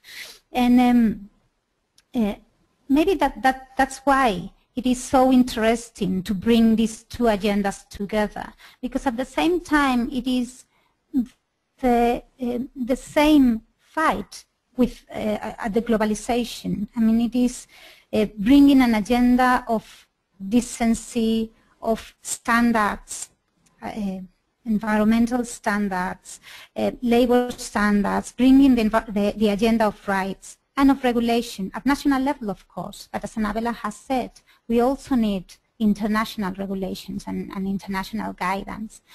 And in one hand, we need to increase rights to handle better the transition, to manage better transition, but at the same time, the rights that we have won for the last decades are under attack. So I think it's going to be a challenging meeting at the ILO, and I think we have to be ready to do the best, to do the best we can do, and to come together with these proposals that we are undertaking at a national level to this a conference level. And thank you very much to all of you for being here in this very interesting first experience for us, that is organizing a webinar.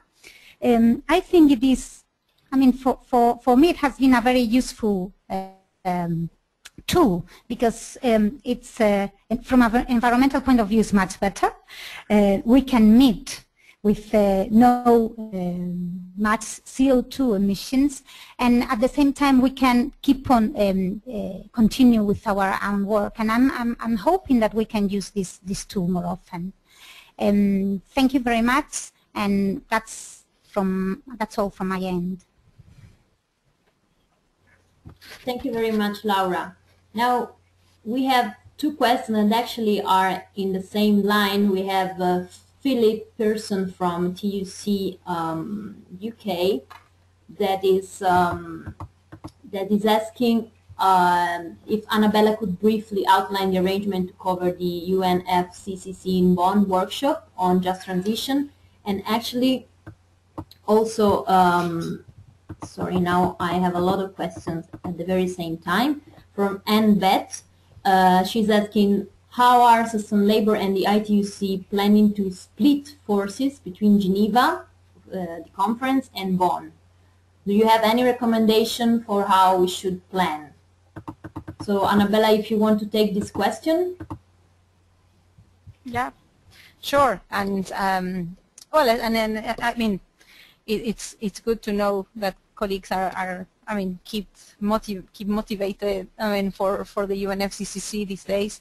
It's true there is a workshop in the Bonn session in June that is certainly going to clash with the ILC.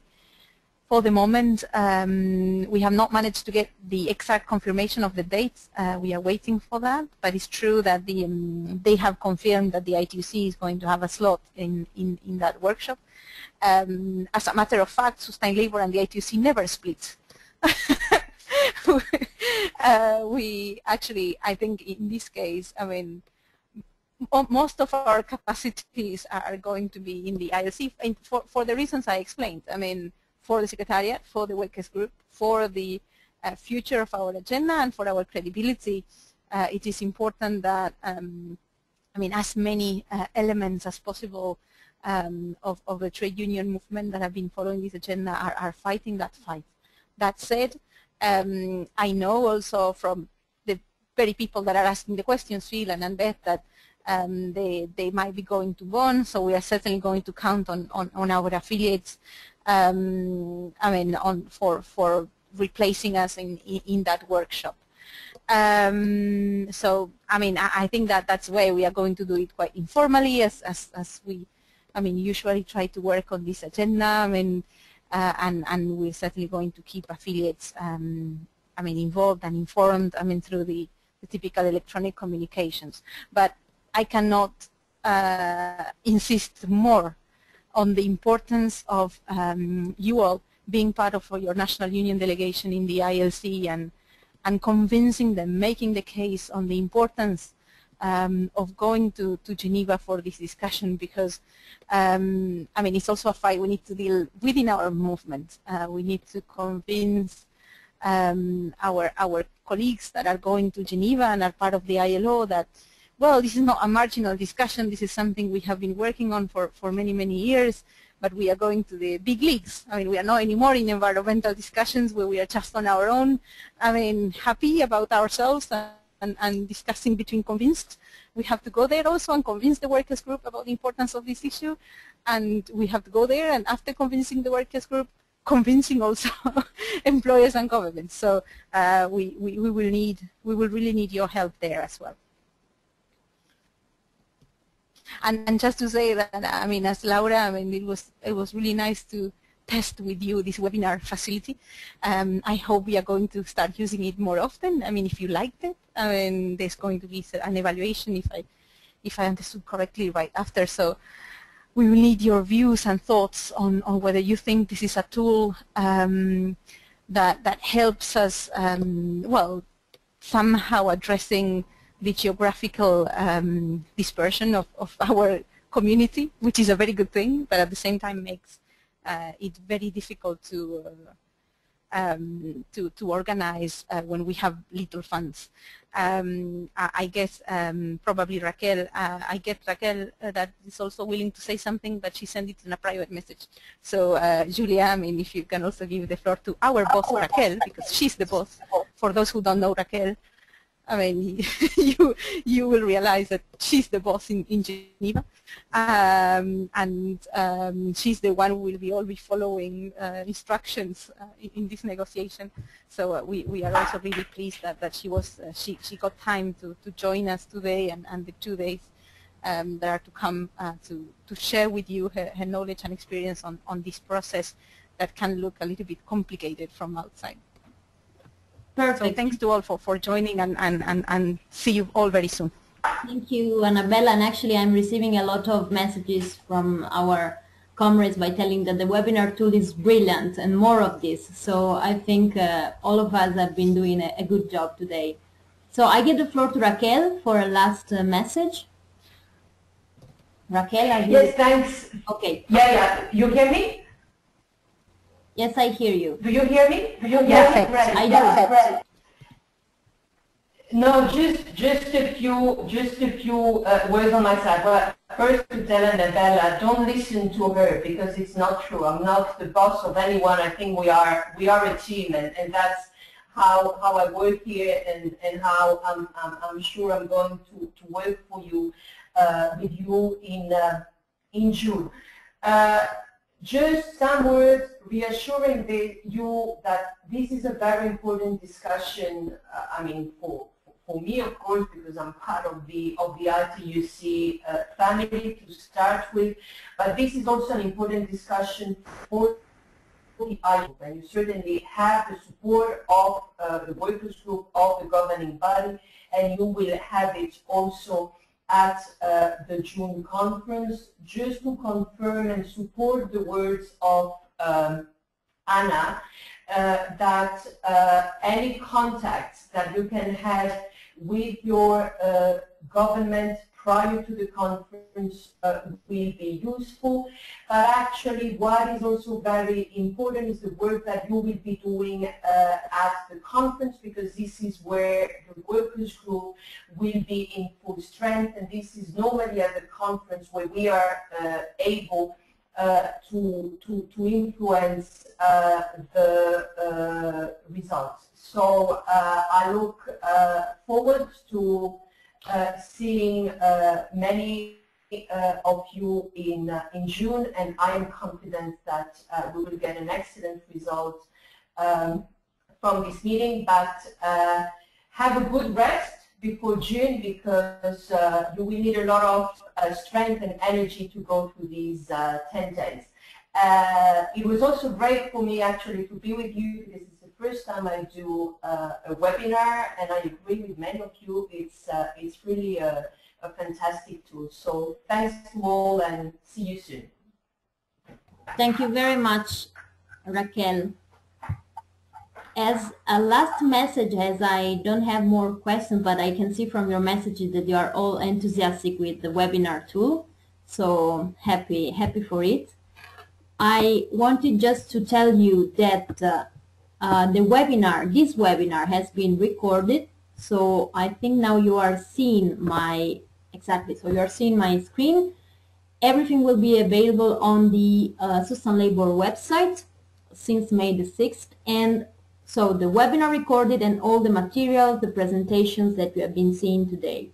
And of course, our suggestion is that you share this material with your comrades that will participate to the conference and the ones that will do advocacy work before the conference. And last but not least, as Anabella said, there will be a very short survey when the webinar ends. So please take the survey because it helps us very much to do it better next time. So also from my side, it has been a great pleasure. As Laura and Anabella knows, I got very stressed because of this webinar because I'm not technological, but I think it has been very useful. And I really thank all of you to participate, and I hope we will be able to share this material with as much people as possible. So thanks to you once more, and good job towards the conference. Thank you.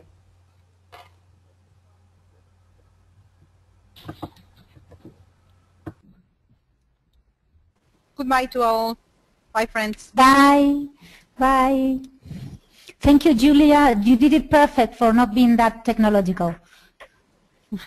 Thank you. Bye-bye. Bye all.